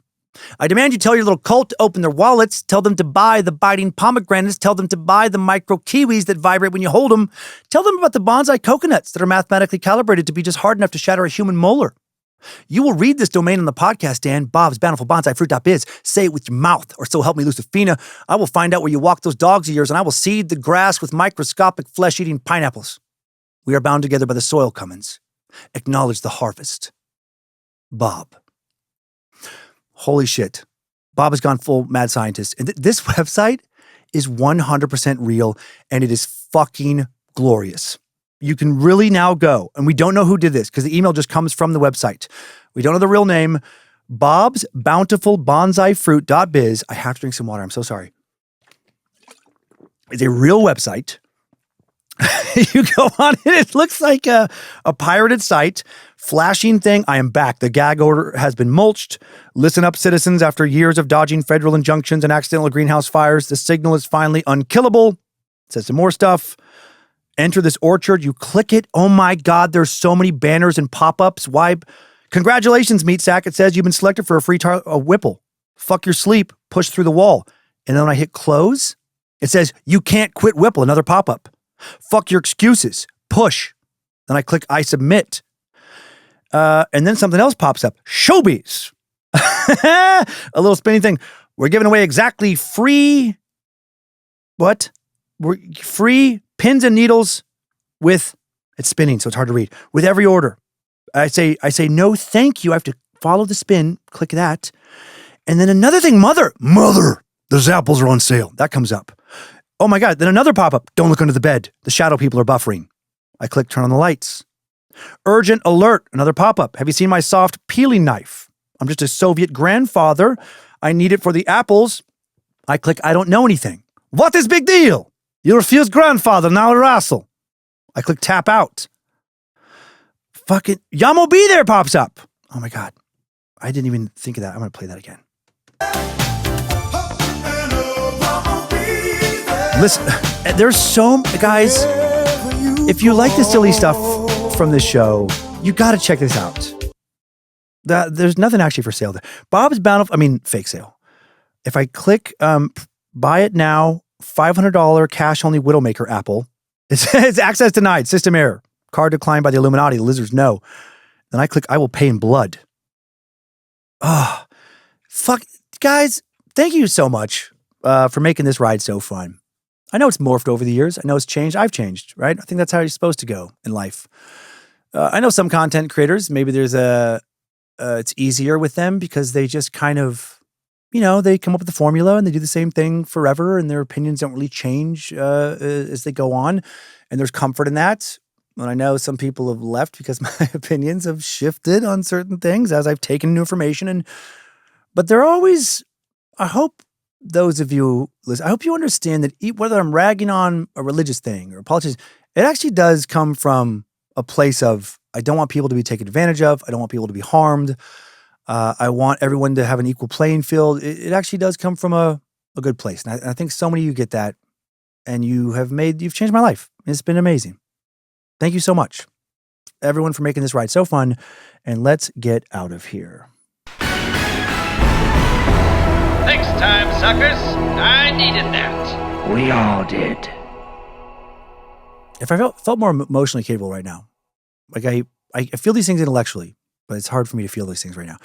Thanks for listening to another Bad Magic Productions podcast, but I'm so happy. Be sure and rate and review Timesuck if you haven't already. Please don't slip death cat mushrooms into anyone's food unless they're a real piece of shit and they don't know that you made the meal and you feel like you can get away with it, but probably don't do that.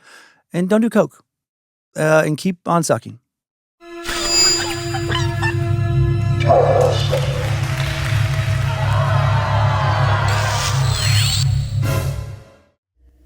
Bad Magic Productions.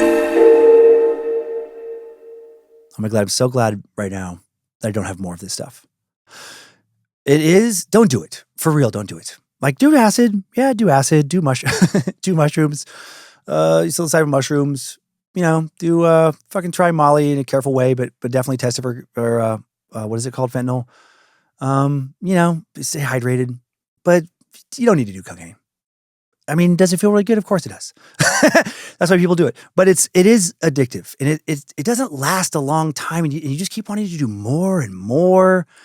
Oh, I'm glad I don't have more with me right now. Nope. I'd probably be a long time before I do it again. You shouldn't do it ever. What am I even talking about? But do I want more right now? Of course I do. But I don't. But I made sure I didn't have access to it for more of it right now. It's easy to see how people could be addicted to it. But seriously, thank you guys so much for the ride. I have no idea how this episode turned out. I do feel like at some points I was talking very fast, but maybe not. I don't know. I feel like my energy went up and down. I know I had trouble keeping my thoughts inside my head, that I just wanted to share everything I was thinking with you, and it was hard for me to focus. But I hope it was a good time. And that's it. And yeah, love you guys.